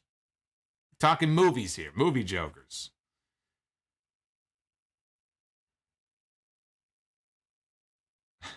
Yeah, and Morphine, I will continue to complain about the moonsault whenever she does it and it looks like shit.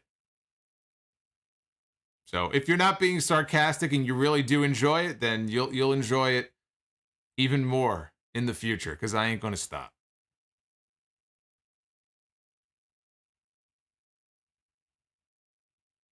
Yep, EJ, that was Zeus. Marcus the Entertainer, look at this, getting one last super chat in right under the wire here. Have you started The Wire? And if so, what are your thoughts so far? I have started The Wire. Too early to say. I'm only 5 episodes in. It's going very slowly. But I feel like it's going to get more exciting as time goes on. Even Breaking Bad, it didn't blow me away in the first several episodes. It took a while to build. And then a few seasons in, it was just blowing me away every week. I hope The Wire does the same. All right, guys, I'm out of here. Have yourselves a great weekend. I'm going to be back with you live on Wednesday for Dynamite. I ran down the card earlier. Sunday, episode 735 is going to be a packed podcast. A lot to cover. We're going to talk about Jimmy Rave, who passed away this past week. We're going to talk about the whole Hannibal referee situation, Kevin Owens re-signing with WWE, Ric Flair's stupid comments on his podcast. We got to talk about Raw. We got to talk about NXT. We got to talk about some AEW stuff that I have to get to. And a bunch of other stuff too. Wrestle Kingdom, Shibata. Whole rundown of shit to talk about. So that'll be on Sunday, 7:35. Until then, be well. Stay safe. And again, have yourselves a fantastic weekend. Hit that like button if you would, please, on the way out. And for those of you Sound Off channel members, I thank you for your patronage. And if you want to become a channel member, the join button is under every single video. It will give you all of the information you need, and then you can decide if you would like to become a channel member. So until then, peace to all of you. I will see you back here on Wednesday live after Dynamite. Take care, guys.